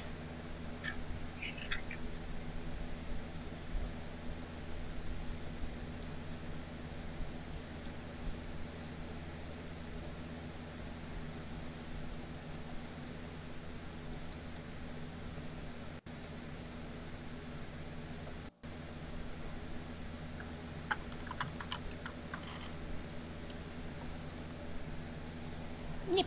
Okay. Yeah. I'm gonna read.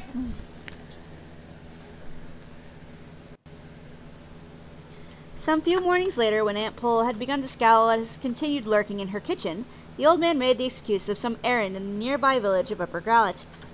Good, Aunt Pole said, somewhat ungraciously. At least my parents will be safe while you're gone. He bowed mockingly, his eyes twinkling. Did you need anything, Mistress Pole? Some trifling thing I might purchase for you, as long as I'm going anyway. Aunt Pole thought for a moment. Some of my spice pots are a bit low, and there's a Flonetran spice merchant in Fennel Lane, just south of the town tavern. I'm sure you'll have no trouble finding the tavern. The trip's likely to be dry, the old man admitted pleasantly. And lonely, too. 10 leagues with no one to talk to is a long way. Talk to the birds. Birds listen well enough, but their speech is repetitious and grows quite tiresome. Why don't I take the boy along for company? Garion held his breath. He's picking up enough bad habits from you. I'd prefer his not having expert instruction. Why, Mistress Pole, the old man objected, stealing a crolier almost absently. You do me an injustice. Besides, a change will do the boy good. Broaden his horizons, you might say. His horizons are quite broad enough, thank you. Garion's heart sank. Still, at least I can count on him not to forget my spices altogether, or to become so fuddled with ale that he confuses peppercorns with cloves, or cinnamon with nutmeg. Very well, take the boy along. But mind, I don't want you taking him into any low or distributable places. Mistress Pole, the old man said, feigning shock. Would I frequent such places? I know you too well, old wolf. You take to vice and corruption as naturally as a duck takes to a pond. If I hear that you've taken the boy into any unsavory place, you and I will have words. Then I'll make sure you don't hear of anything like that, won't I? Aunt Pole gave him a hard look.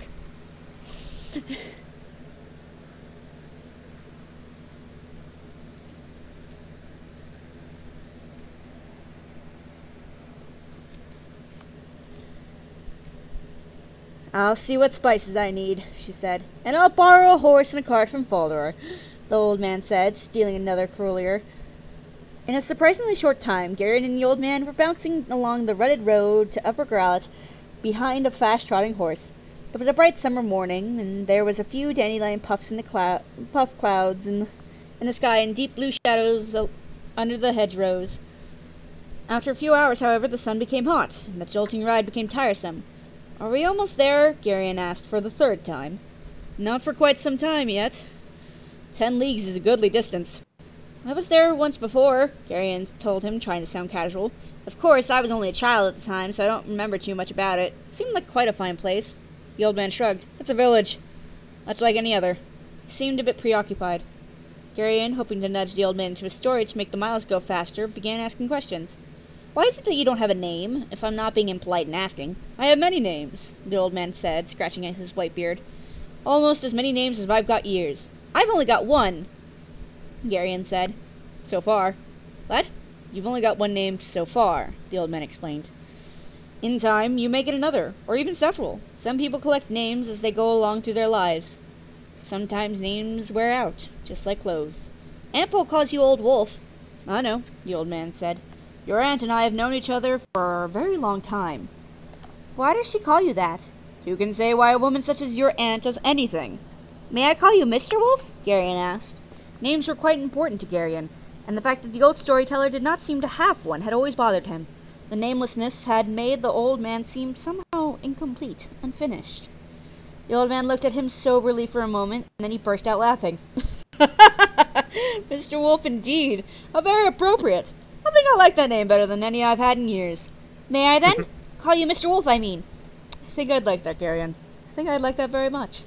And then would you please tell me a story, Mr. Wolf?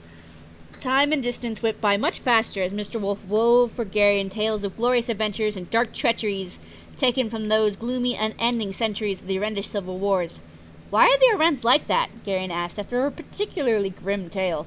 The Arends are very noble, Wolf said, lounging back in the seat of the cart with the reins held negligently in one hand.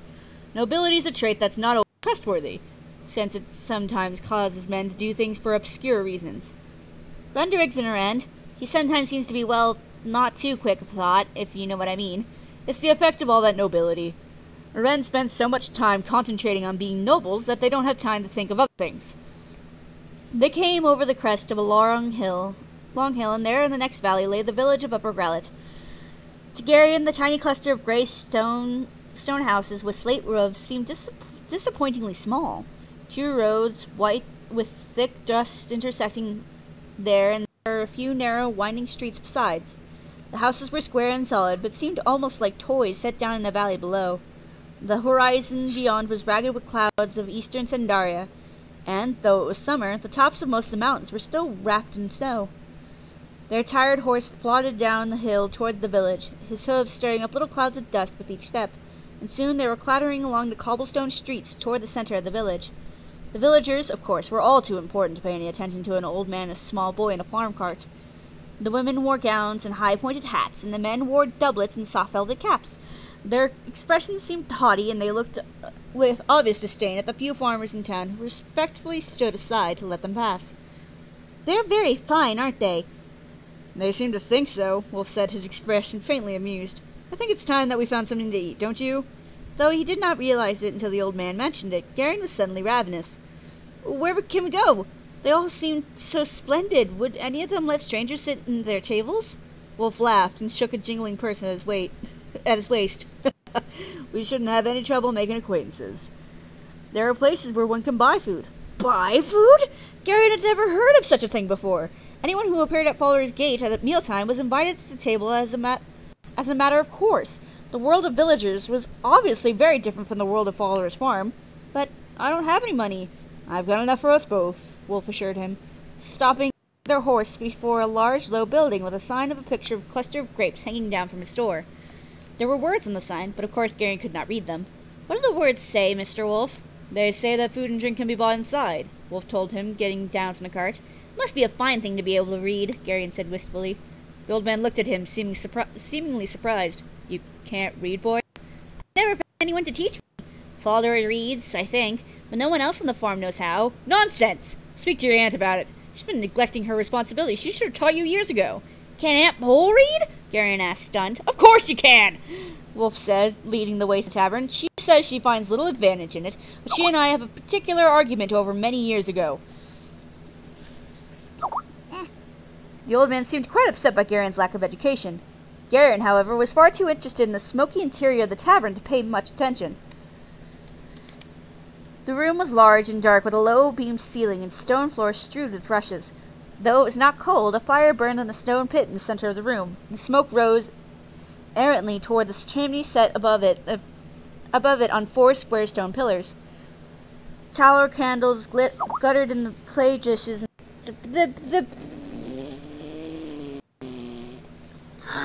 Words. Words! What? I got this. Tallow candles. Do you have it? Yeah, I do. Believe in me. Tallow candles guttered in clay dishes on several of the long stained tables, and there was a reek of wine and stale beer in the air. We had to eat, Wolf demanded of a sour, unshaven man wearing a grease-spotted apron. We have a bit of a joint left, the man said, pointing at the spit resting on one side of the fire pit. Roasted only day before yesterday, and meat poured yesterday morning, and bread no more than a week old. Very well, Wolf said, sitting down, and I'll have a pot of your best ale, and milk for the boy. Milk! Milk! Do you have money? The sour-looking man demanded. Wolf jingled his purse, and the sour-looking man suddenly looked less sour. Why is that man over there sleeping? Garion asked, pointing at a snoring villager sitting with his head down on one of the tables. Junk, Wolf said, scarcely glancing at the snoring man. Shouldn't someone take care of him? He'd rather not be taken care of. Do you know him? I know of him, and many others like him. I've occasionally been in that condition myself. Why? It seemed appropriate at the time. The roast was dry and overdone, and the meat porridge was thin and watery, and the bread was stale, but Garion was too hungry to notice. Carefully cleaned his plate as he had been tossed, and then sat as Mr. Wolf lingered over a second pot of ale. Quite splendid, he said, more of saying something out of any real conviction. All in all, he found that Upper Gallet had not lived up to his expectations. Adequate, Wolf shrugged. Village taverns are much the same the world over. I've seldom seen one-eyed hurry to visit. Shall we go?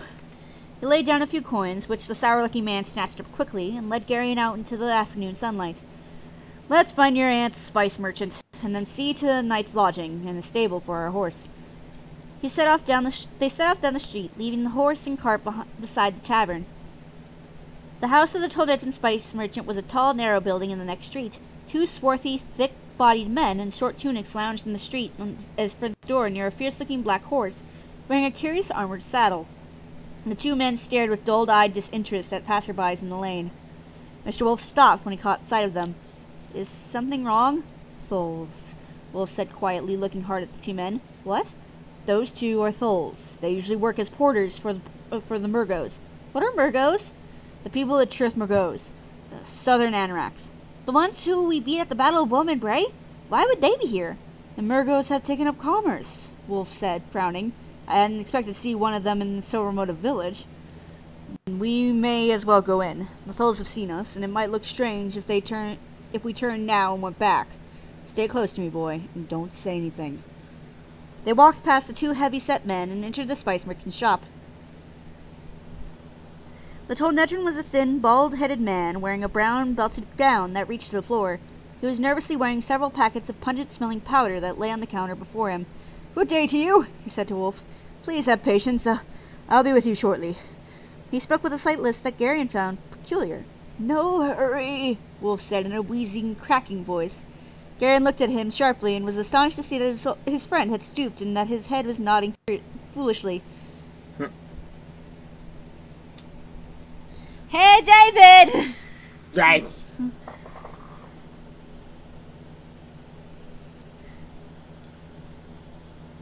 Ah. You know who it is. I do. Yeah. See to the needs. The other man in the shop said shortly. He was a dark, burly man wearing a chainmail shirt and a short sword belted at his waist. His cheekbones were high, and there were several savage-looking scars on his face.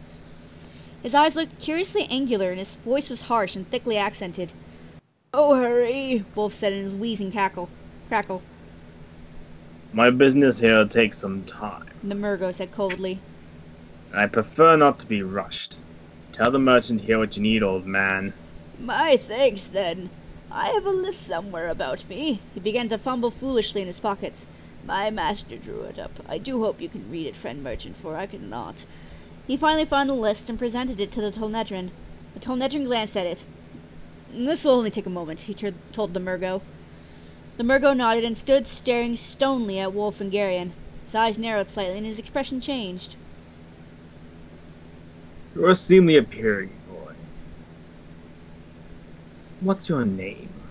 Upon that moment in his entire life, Garion had been honest and truthful boy. But Wolf's manner had opened his eyes to a new world of deception and subterfuge. Somewhere in the back of his mind, he seemed to be hearing a warning voice, a dry, calm voice advising him that the situation was dangerous, that he should take the steps to protect himself. He hesitated only an instant before telling his first deliberate lie. He allowed his mouth to drop open and his face to assume an expression of vacant-headed stupidity. "Runderig, Your Honor," he mumbled. An horrendous name, The Murgo said, his eyes narrowing even more. You don't look like an Erend. Garion gaped at him. Are you an Erend, Runderig? The Murgo pressed. Garion frowned as if struggling with a thought while his mind raced. The dry voice suggested several alternatives. "My father was," he said firmly, "but my mother's a Sendar, and people say I favor her." You say it was. The Murgo said quickly. Is your father dead then? His scarred face was intent. Gary nodded foolishly. "A tree he was cutting fell on him," he lied. It was a long time ago." The Murgo suddenly seemed to lose interest. Here's a copper penny for you, boy, He said indifferently, tossing a small coin on the floor at Garion's feet. It has the likeness of the god Torok stamped on it. Perhaps it'll bring you luck, or at least more wit. Wolf stooped quickly and retrieved the coin. The coin he handed Garion was a common Sindarian penny. "Thank the good man, Rundorig." "My thanks, Your Honor," Garion said, concealing the penny tightly in his fist. The Murgo shrugged and looked away. Wolf paid the Ledger merchant for the spices, and he and Garion left the shop. "You played a dangerous game there, boy," Wolf said, once they were out of earshot of the two lounging thulls. "You seemed like you didn't want him to know who we were," Garion explained. "I wasn't sure why, but I thought I ought to do the same. Was what I did wrong?" "You're very quick," Wolf said approvingly. "I think we managed to deceive the Murgo." "Why did you change the coin?" "Sometimes Anorak coins aren't what they seem. It's better that you don't have any of them. Let's fetch our horse and cart. It's going to be a long way back to Falder's farm." "I thought we were going to take lodgings for the night." "That's changed now. Come along, boy. It's time for us to leave." The horse was very tired, and he moved slowly up the long hill out of the upper gullet as the sun went down ahead of them. "Why wouldn't you let me keep the Anorak penny, Mr. Wolf?" he persisted. The subject still puzzled him. "There are many things in this world that seem to be one thing, but are in fact another," Wolf said somewhat grimly. "I don't trust Anoraks, and I particularly don't trust Murgos. It'd be just as well, I think, if you never have anything in possession that bears the likeness of Torok. But the war between the West and the Anoraks has been over for 500 years now. All men say so." "Not all men. Now take that robe out of the back of the cart and cover up. Your aunt would never forgive me if I let you take a chill." "I will if you think I should. But I'm not a bit cold and not at all sleepy. I'll keep you company as we go." "That'll be a comfort, boy." "Mr. Wolf," Garion said after some time, "did you know my mother and father?" "Yes." "My father's dead too, isn't he?" "I'm afraid so." Garion sighed deeply. "I thought so. Wish I'd known them. Ample said I was only a baby when he couldn't bring himself to say it. I tried to remember my mother, but I can't." "You were very small." "What were they like?" Wolf scratched at his beard. "Ordinary. So ordinary you wouldn't look twice at either one of them." Garion was offended by that. "Ample said my mother was very beautiful." "She was." "Then how can you say that she was ordinary?" "She wasn't prominent or important. Neither was your father. Anyone who saw them thought that they were just a simple village people. A young man with a young wife and their baby. That's all anyone ever saw. It's all anyone was ever supposed to see." "I don't understand." "It's very complicated." "What was my father like?" "Medium size, dark hair, a very serious young man. I liked him." "Did you love my mother?" "More than anything." "And me?" "Of course." "What kind of place did they live in?" "It was a small place," Wolf said. "A little village near the mountains, a long way from many main roads. They had a cottage at the end of the street. It was a small, solid little house. Father built it himself. He was a stonecutter. I used to stop by there once in a while when I was in the neighborhood." The old man's voice droned on, describing the village and the house and the two who lived there. Garion listened, not even realizing it when he fell asleep. It must have been very late, almost on toward dawn. In a half-drowse, the boy felt himself lifted from the cart, carried up a flight of stairs. The old man was surprisingly strong. Ample was there. He knew that without even opening his eyes. There was a particular scent about her that he could have found in a dark room. "Cover him up." Wolf said softly to Aunt Pole. Best not to wake him just now. What happened? Aunt Pole asked, her voice as soft as the old man's. There was a Murgo in the town, at your spice merchant's. He asked questions, and he tried to give the boy an anorak penny. An upper gallet. Are you sure he was only a Murgo? It's impossible to tell. Not even I can distinguish between Murgo and Gorlim at this with any certainty. What happened to the coin? I was quick enough to get it. I gave the boy a Sandarian penny and said, if our Murgo was a Gorlim, we'll let him follow me. I'm sure I can give him several months of entertainment. He'll be leaving then. Aunt Pole's voice seemed somehow sad. It's time. Right now the boy's safe enough here, and I must be abroad. There are things afoot I need to see to. I must see to. When Murgos begin appearing in remote places, I begin to worry. We have a great responsibility and great care placed upon us, and we mustn't allow ourselves to become careless. Will you be gone for long? Aunt Pole asked. Some years, I expect. There are many things I must look into, and many people I have to see. I'll miss you. He laughed. Sentimentality, Pole, he said dryly. That's hardly in character. You know what I mean. I'm not suited for this task you and the others have given me. What do I know about raising of small boys? You're doing well. Keep the boy close, and don't let his nature drive you into hysterics. Be careful. He lies like a champion. Garion? Her voice was shocked. He lied to her Murgo so well even I was impressed. Garion! He's also started asking questions about his parents. How much have you told him? Very little, only that they're dead. Let's leave it at that for now. There's no point in telling him things he isn't old enough to cope with yet. Their voices went on, but Garion drifted into sleep again, and he was almost sure that it was all a dream. But the next morning when he awoke, Mr. Wolf was gone.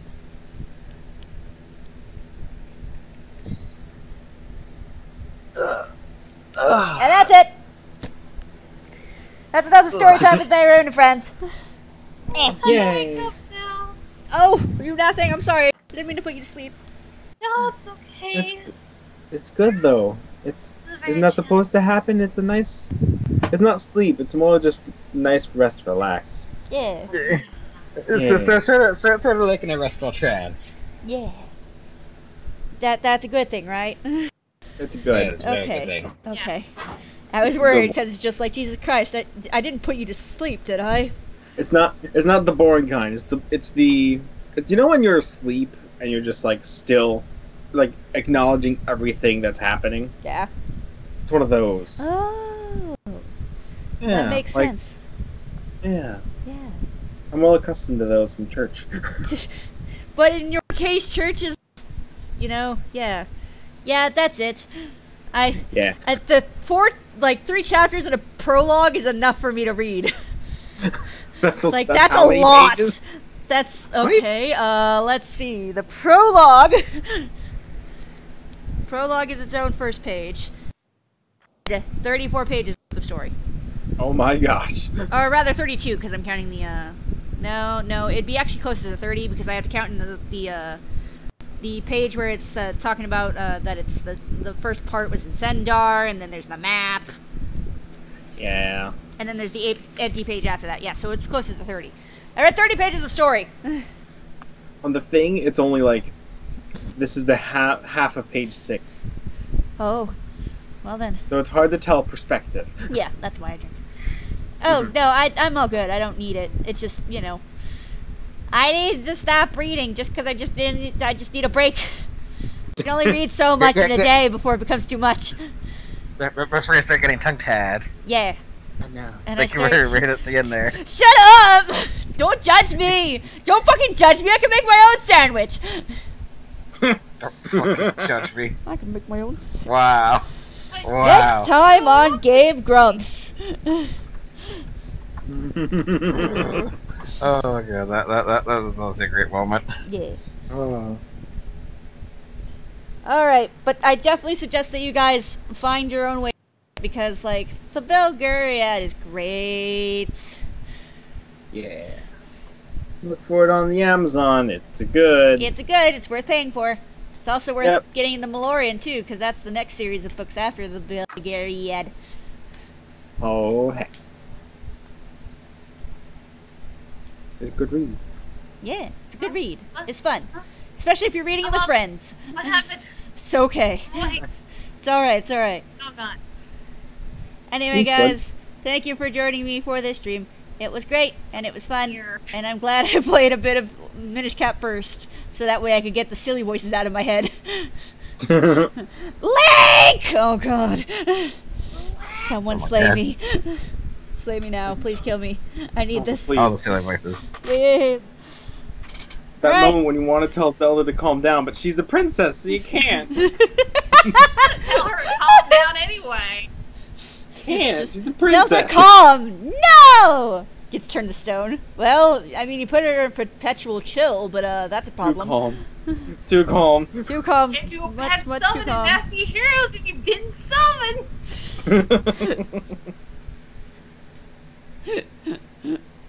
Alright. Thank you guys for coming and staying. Happy Listen to me read. Thank you for the Yeah. birthday Happy wishes. birth. Happy birth! Happy birthday, Sturm! Okay, bye-bye, guys. Bye! Hey.